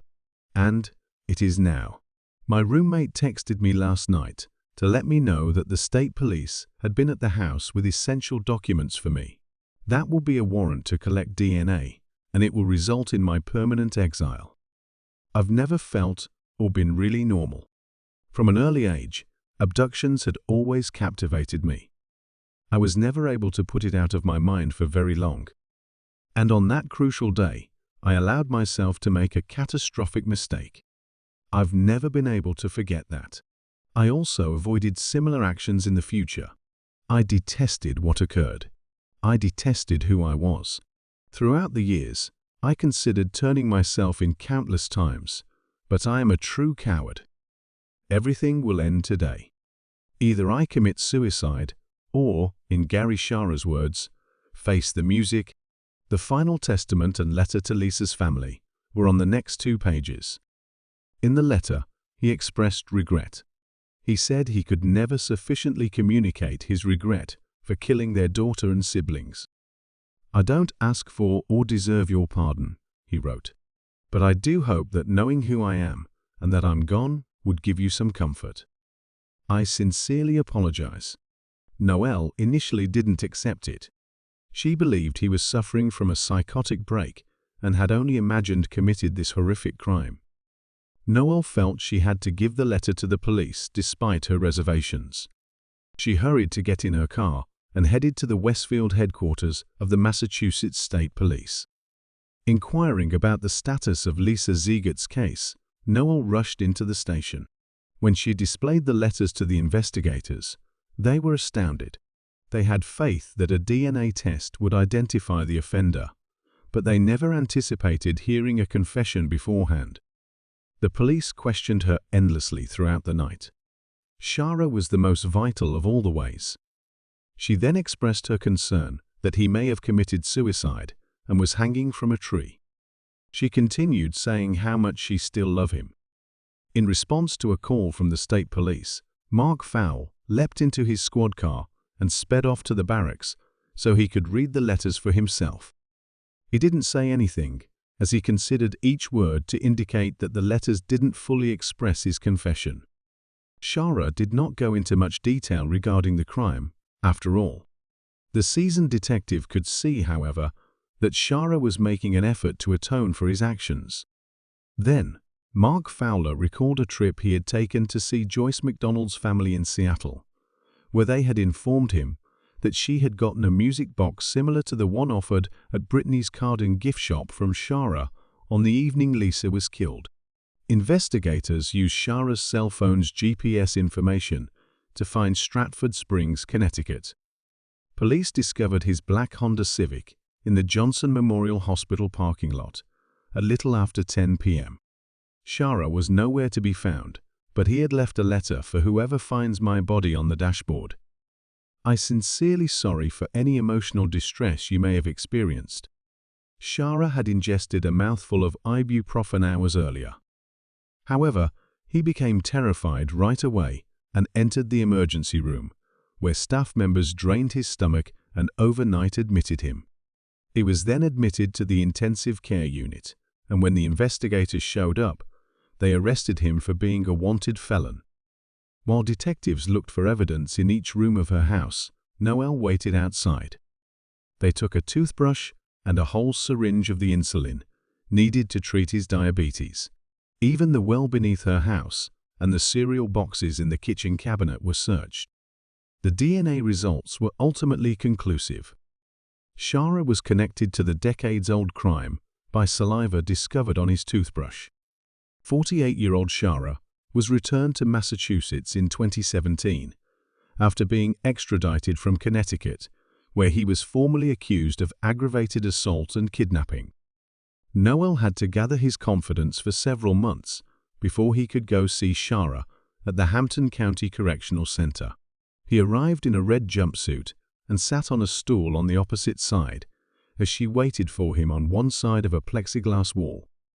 Using the prison phone, he made an effort to strike up a conversation by letting her know that the meal wasn't all that horrible and that his brother had brought him some books. Noel listened for a while before looking into his eyes and opening up. She yelled at him, and he just gave her a blank stare in response. He remained silent. Gary Shara, a 50-year-old man, changed his plea from not guilty to guilty in court in 2019. He received a life sentence without the possibility of parole. On June 13, 1967, Gretchen Eleanor Harrington was born in the tranquil Pennsylvanian village of Marple Township. She was Harold Boyd and Ina Cover Harrington's cherished daughter. Gretchen had 3 sisters, Zoe, Anne, and Jessica. The girls grew up in a loving, close-knit family. Gretchen's character was surely shaped and treasured memories were created as a result of their close relationship and support. Father Harold Harrington, however, was a pastor who devoted his life to helping several congregations of the Presbyterian Church in North America that had undergone reform. Gretchen Harrington, then 8 years old, left her Braemar, Pennsylvania, home early on August 15, 1975, carrying a Bible in her hand. She was headed to Trinity Church Chapel Christian Reformed Church, located at 140 Lawrence Road, for a summer Bible school camp. These buildings housed 2 nearby churches. The primary church's pastor was Gretchen's father, while the satellite church's pastor was David Zanstra. She couldn't wait to go to Bible college. She always traveled the half-mile with her elder sisters, Zoe and Harriet, but on this particular day, Zoe and Harriet opted to stay at home and wait for their arrival, even though her mother Ina was bringing home her new daughter Jessica. To maintain our flawless attendance record, Pastor Harrington urged Gretchen to attend Bible school. Gretchen's father waved farewell, leaving her all by herself. Just after 9 a.m., she started her walk to the church up the hill. In a place like Marple, it was not unusual to see a little child walking by themselves on a warm summer day. It wasn't thought to be hazardous or dangerous. The setting was a lush suburb in the 1970s. Kids played a variety of games outside until late hours, playing in the woods and on darkened streets. Without a worry in the world, they relaxed in Darby Creek, which ran behind Gretchen's house. Children walked to their friends' homes several streets away. They are not connected to their parents by cell phones or GPS watches. Marple was as secure as possible. The kids arrived at the camp around 9:30 a.m., and David Zonta, the other pastor, led them in an exercise session to start the day. At around 10 a.m., half of the kids were taken to the Reformed Presbyterian Church to spend the rest of the day. One of those in charge of moving the kids around was Zanstra. Gretchen's father worried when she didn't show up at the second church, where he was waiting by 10:30. When Harold could not locate Gretchen, he started looking down Lawrence Road to see if perhaps she had wandered off or gone home. Harold then called David Zanstra's wife Margaret, who was at Trinity Church, to ask if Gretchen was still there and if David Zanstra might know if she had been transferred to the other church. Harold was informed by Margaret that her spouse had returned to Trinity Chapel after dropping off kids. He had not seen Gretchen that day and was somewhere on church property. The Zanstra and Harrington families were well acquainted. Both families were neighbors to one another. One of the Zanstra kids was Gretchen's best friend, and both moms played the usual role of pastor's wife. Both dads worked in the same profession. At Harold Harrington's suggestion, David Zanstra called the Marple Township Police Department to report Gretchen missing after learning that her father was seeking for her. Gretchen was described to the police by Zanstra as an 8-year-old girl with blonde hair in pigtails, 3 feet 6 inches tall, 50 pounds, wearing dark blue shorts with a zipper and snap in the front pockets on either side of the front, no visible buttons, and a white top when the call was made at 11:23 a.m. For someone who presumably did not see Gretchen that day, the sun set that day shortly before 8 p.m. Quite a thorough description. There was still no indication of Gretchen. Ina, Gretchen's mother, who appeared to have accepted the reality that she would never again see her daughter alive, had dinner from Margaret Zanstra at the Harrington residence. She was just sort of accepting the idea that Gretchen was gone, Margaret remarked. I'm not sure if she was just being brave-looking. I believe she was startled. As a result of Gretchen's disappearance, Broomhall and Marple Township residents experienced complete terror. By Saturday, a large number of people had joined the hunt for Gretchen. While a Pennsylvania State Police aircraft repeatedly scanned the area from above, friends and family members started distributing posters to nearby drivers. The flyers featured Gretchen with a missing tooth and an innocent smile in her most recent school photo. There was a lot of speculation and lots of open-ended inquiries. Had she escaped? Was she found dead in a creek? Did someone else kidnap her? Was it a familiar face? People and churchgoers who looked for Gretchen, a young girl of 8 years old, claimed that her disappearance damaged the sense of security in their neighborhood. Gretchen attended Bible school with Karen Frank Zetterberg. They shared the same age and belonged to the same close-knit neighborhood. Karen's mother took her to get her hair really short trimmed after Gretchen vanished, to make her appear like a male. She did not want her daughter's long hair to make her stand out. Additionally, Karen was no longer permitted to travel alone to her swim club and piano lessons. While unwinding in his backyard pool, Paul Barton, who resided in the neighborhood of Newton Square, learned about the hunt via his police scanner. He quickly drove to Darby Creek to join the search squad that was combing a grassy hill. Barton noted that everyone who was searching felt a sense of utmost solemnness. We didn't know what to anticipate before we left, what we may discover. We searched for something, anything, but we came up empty-handed. No one did. 2 days had passed since Gretchen had vanished when, on Sunday, authorities called off the extensive search. Investigators lacked sufficient information. According to the police head, a local newspaper, "We are completely clueless." The search teams uncovered no useful hints of any kind. The police interviewed numerous others in the weeks that followed to piece together Gretchen's story. On August 17, 1975, for the investigation, the interviews have started. Police spoke with witnesses, camp staff members, campers, and parents, who all provided various crucial details for the case.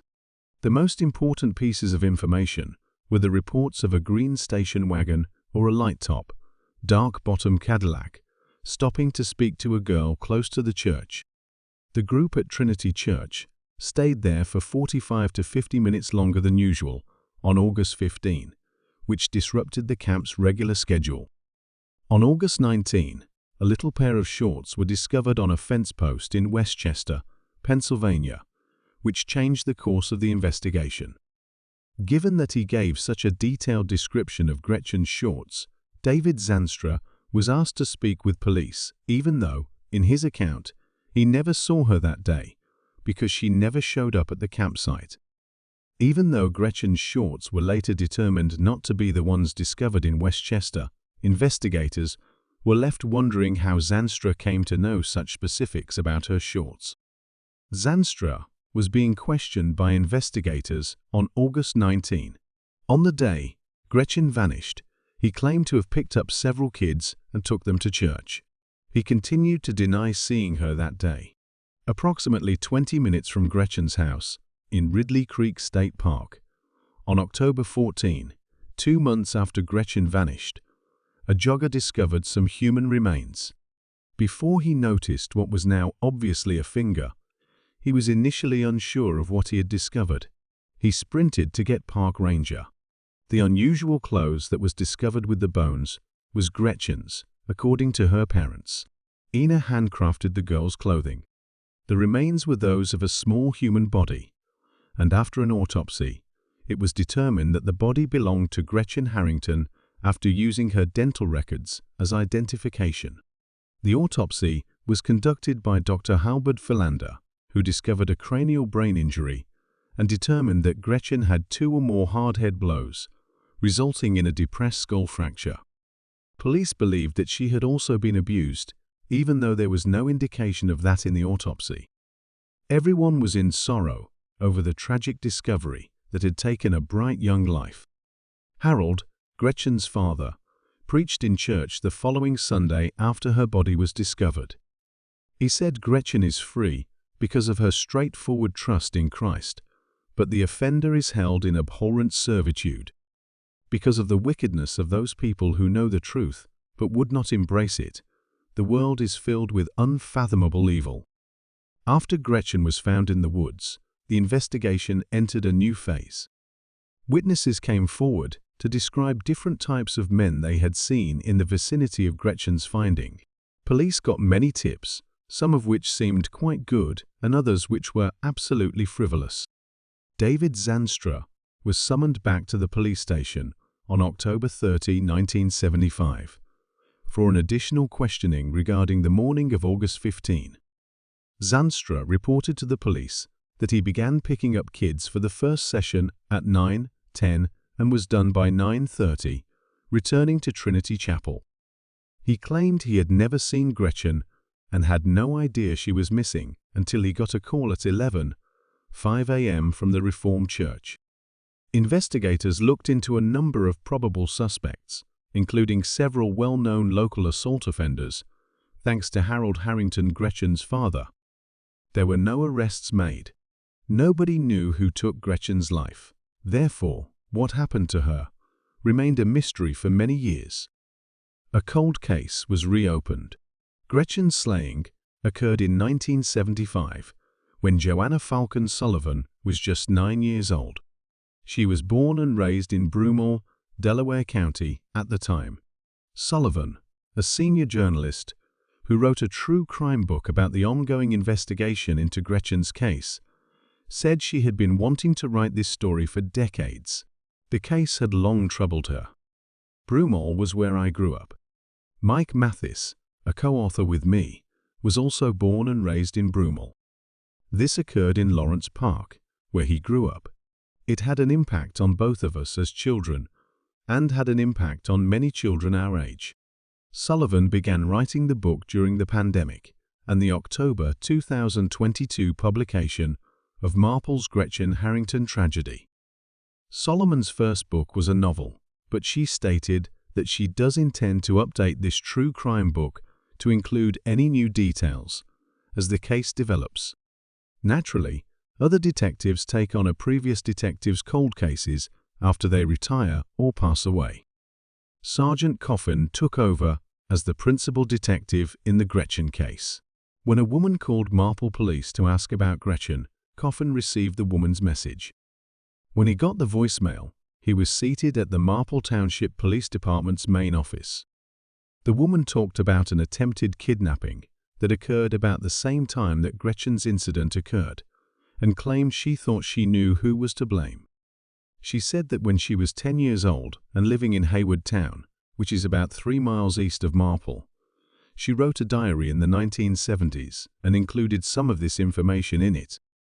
After all these years, the woman still had the diary with her, so Sergeant Coffin contacted Pennsylvania State Police. The Marple police were still investigating the incident because the last time scratching was reported there. Once the remains were discovered in the state park, the state police officially took over as the principal investigating agency. Additionally, I have 4 detectives on my division, Coffin said. The state police are significantly better equipped. The woman will be interviewed by state troopers.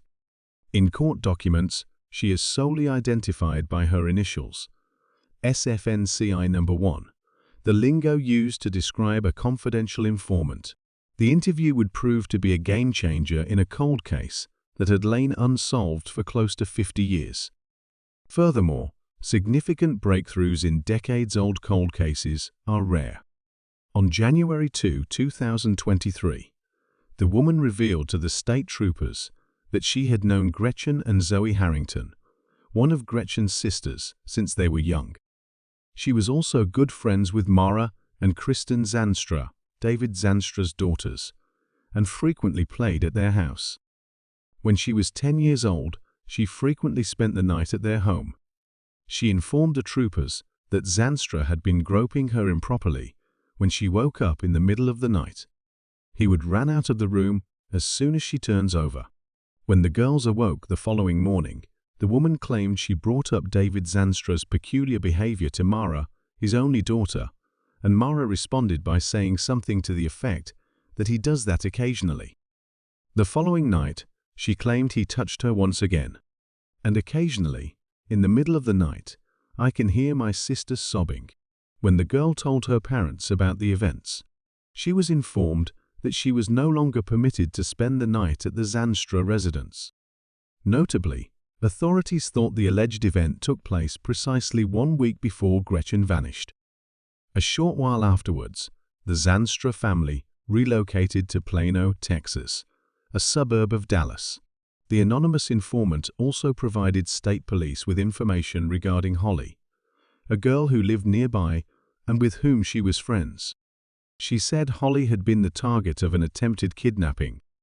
The following entry was made in her diary, which she gave the state troopers. Guess what? She wrote in a journal post dated September 15, 1975. It's a secret, so I can't tell anyone, but a man twice tried to kidnap Holly. I think he might be the one who kidnapped Gretchen. I think it was Mr. Z. She told the troopers that the Z stood for Zandstra. Zandstra had twice been questioned by the local police in 1975, along with numerous other people. On the morning of her disappearance, some witnesses claimed to have seen Gretchen chatting to someone inside a car while standing outside. Zandstra always maintained that he had not seen Gretchen on the relevant day, despite some of the descriptions of the car matching one of his. However, oddly, as your viewer would have already noticed, Marple police never explained a gap in their investigation. Even though Zandstra claimed not to have seen Gretchen that day, he was nevertheless able to describe the handcrafted shorts in great detail. Sadly, there is no explanation for the investigative pause, because the original Marple detective assigned to the case passed away in June 2020. State police located Zandstra's residence near a lake in Marietta, Georgia, in June 2023. He had relocated there with his wife. On July 17, 2023, Zandstra agreed to meet the troopers at Cobb County Police Department headquarters. Zandstra questioned the trooper about his possible participation in Gretchen's disappearance, but he flatly denied it. Then they told him about the most recent accusations that the pastor had abused his own daughters and a close friend. Then David Zandstra finally told the investigators the truth about what actually happened on the morning of August 15, 1975. The Delaware County District Attorney, Jack Stolzheimer, presented Zandstra's account of what transpired. Gretchen left her father's line of sight once she had.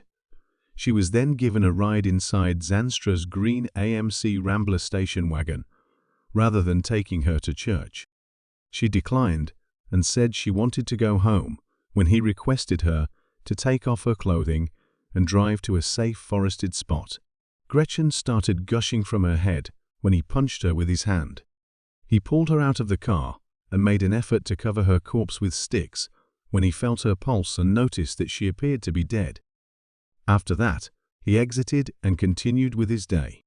Investigators came to the conclusion that Zandstra had the opportunity, resources, and close relationship with the Harrington family that would have allowed him to kill Gretchen. On July 17, 2023, David Zandstra was arrested in Georgia. He is currently detained in Cobb County after being turned down for bond. Zandstra's DNA was taken, and it will be compared to DNA taken in other active cases in Pennsylvania and other states across the nation. Due to the fact that Zandstra spent so much time working with children, investigators think it is improbable that he is not also involved in other crimes. Zandstra was impassive during his confession to the troopers, according to Phil Stoddard, a detective in Marietta, Georgia, who observed the interrogation. The interview was conducted by Trooper Eugene Trey. Trey remarked, "I don't know if you're sorry for what he did thereafter, but he can definitely breathe easier now because of this." Delco officials reported David Zanstra's arrest on July 24, 2023, on a Monday. Zanstra was born in May 1940 in relation to Gretchen's kidnapping and murder. At the time of his arrest, he was still actively serving as a pastor in Georgia. Every parent's worst fear, according to Delaware County District Attorney Jack Stolzheimer. A family and a community were permanently affected by this horrible act. I can finally say that David Zanstra confessed to this crime today. Justice has taken a while to arrive, but we are happy and appreciative to be able to finally provide the community with an explanation. We must acknowledge that the majority of people in our planet are decent. And last, the majority of pastors, especially those who identify as men of God, are decent people. But there have been and will continue to be individuals who are as callous, heartless, and just evil. Thank God for the presence of law enforcement to hold them responsible. We will finish this process, however long it takes, because this young woman has a right to live. It's just terrible what happened to her. Zanstra was resisting extradition to Pennsylvania, according to Stolzheimer, who also stated that his office was looking for a governor's warrant to extradite Zanstra to Delaware County. A petition for requisition will be provided by the district attorney's office. The process might take up to 2 months. Once cleared, plans will be made for officials of the Delaware County Sheriff's Office to pick up Zanstra and transport him to Pennsylvania. Stolzheimer continued, "We're going to try him. We're going to find him guilty, and he's going to spend the rest of his life behind bars. He will then need to learn what the God that he claims to believe in has in store for people who treat our children in such a cruel and harm them brutally with their bare hands." This unfortunate little lady afterwards lied for 48 years. He took this girl's life, who he knew and who trusted him, and for years afterward, not just during her burial and funeral, he pretended to be a family friend. During a press conference on Monday, the Marple Township Police Chief remarked, "If you're a praying person, you can certainly pray for Gretchen, and I do not think she needs it. She is in the care of God. The terrible person who did this can benefit from your prayers since he will need them." In Broomall, Pennsylvania, where Gretchen's case has lingered for nearly 48 years, the accusations leveled against Zanstra have provided some finality. The death of Gretchen has changed this neighborhood. Prior to August 1975, all U.S. town had a post that day. Because nobody could act in the same innocence that they used to before this incident, everything changed for the children, parents, families, and everyone else. Jim Christology, who delivered newspapers to the Harringtons when he was younger, recalled with nostalgia his childhood days spent building forts in the woods with his buddies under the moonlight. Gastaldi, who was a teenager at the time, suddenly found himself involved in search parties after Gretchen vanished, hunting for her or anything that might have pointed to her whereabouts. This really wrecked our innocence, and we were innocent. Justice has no expiration date, according to Pennsylvania State Police Lieutenant Jonathan Sunderland.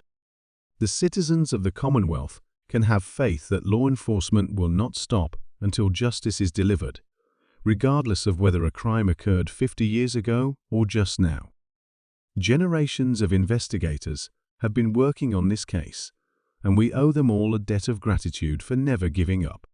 Today, Corporal Andrew Martin of the Missing Persons Unit and Criminal Investigation Assessment Unit deserves special appreciation. We would not be here today without his commitment to building on the achievements of his predecessors and his conviction that the case might still be solved. The announcement made today, according to Michelle Dillon, President and CEO of the National Center for Missing and Exploited Children, is proof of the strength of tenacity and the dedication of a family and community to justice. No matter how much time has gone, we are aware that solutions exist. As we celebrate this success, we salute the outstanding efforts made in this case by the Cobb County Police Department, the Pennsylvania State Police, the Marple Township Police, and their partner law enforcement agencies, the Delaware County District Attorney's Office, and the Marple Township Police Department. Days like this fuel our unwavering commitment to safeguarding children. We're also thinking of Gretchen's family and all the other families out there who are still looking for answers. Gretchen's murder in the first, second, and third degrees, kidnapping a juvenile, and possession of a firearm are all charges that David Zandstra is facing. Zandstra is listed as a retired minister on the website of the Christian Reformed Church, which also notes that he was ordained on September 20, 1965. Between 1965 and 2005, Zandstra served congregations in Texas, California, and New Jersey, in addition to the Trinity Chapel, Christian Reformed Church, and Broomall. In a statement released on Monday, the Christian Reformed Church expressed their sympathies to Gretchen Harrington's family. We are also saddened to learn that a CRC pastor has been detained in connection with the incident. We acknowledge that violence can occur anywhere by anybody because we live in a sinful and broken society. We demand the greatest standards from everyone, including our church's leaders. After her husband's arrest, Margaret Zandstra, who is David Zandstra's wife, declined to react right away.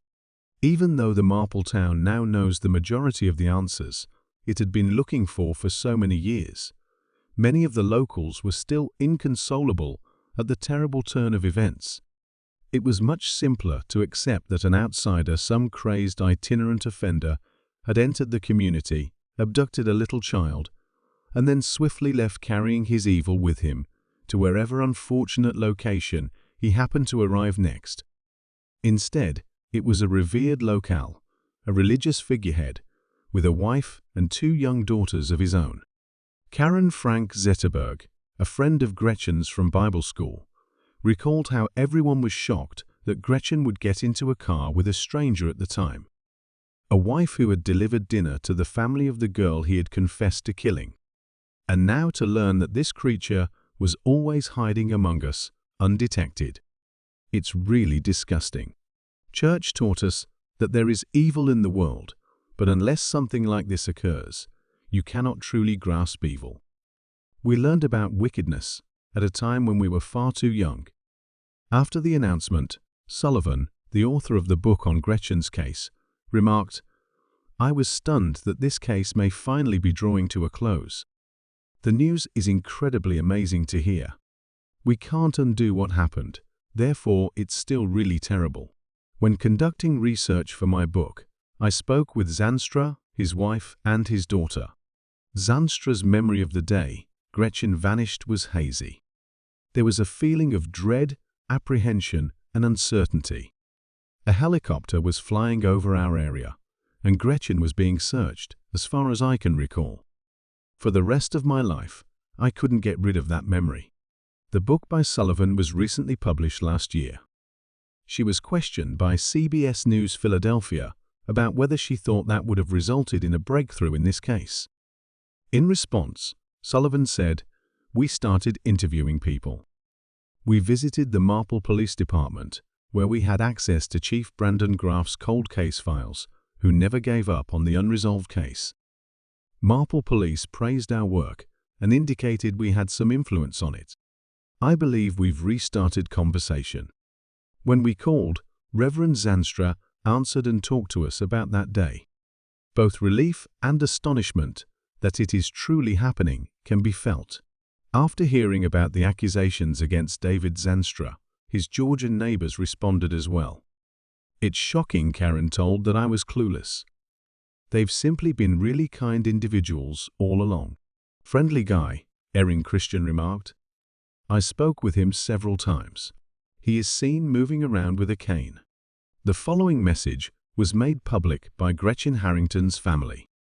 "We have every reason to believe that the person who committed the horrible act against beloved Gretchen will be held accountable in light of today's announcement of an arrest. As we get one step closer to justice, it is challenging to put into words the emotions we are experiencing. Gretchen was only 8 years old when she was abruptly stolen from us on Friday, August 15, 1975, as she was en route to church. Gretchen was so sweet and gentle and projected friendliness to everyone that the moment you met her, you were friends. Even today, when individuals talk about their recollections of her, they start off by discussing how fantastic she was and is within just 8 years of age. Her influence on people around her has lasted a lifetime. Gretchen's abduction and death have changed our family for the better, and we miss her every single day. We appreciate law enforcement's ongoing efforts to seek justice. We also want to express our gratitude to the Pennsylvania State Police for never giving up on their never-ending quest for solutions. Without them, we wouldn't be here right now. We requested privacy as a family at this time while we process this information. I appreciate your patience, love, and ongoing assistance. It's quite important to us. Gretchen's parents had a remarkable 59 years of marriage. In 2021, a father passed away at the extraordinary age of 94. During his 40-year career, according to officials, Zanstra changed churches frequently. He had residences in Georgia, Texas, and California. According to Stolzheimer, we are worried that this man may have assaulted further victims. He needs to be held responsible for everything he did. If anyone has any knowledge on this, please let us know. Please get in touch with District Attorney Jeffrey Payne or the Pennsylvania State Police if David Zanstra ever did you harm. What should have taken 10 minutes to stroll down the street became a cold case that engulfed the entire neighborhood for almost 50 years.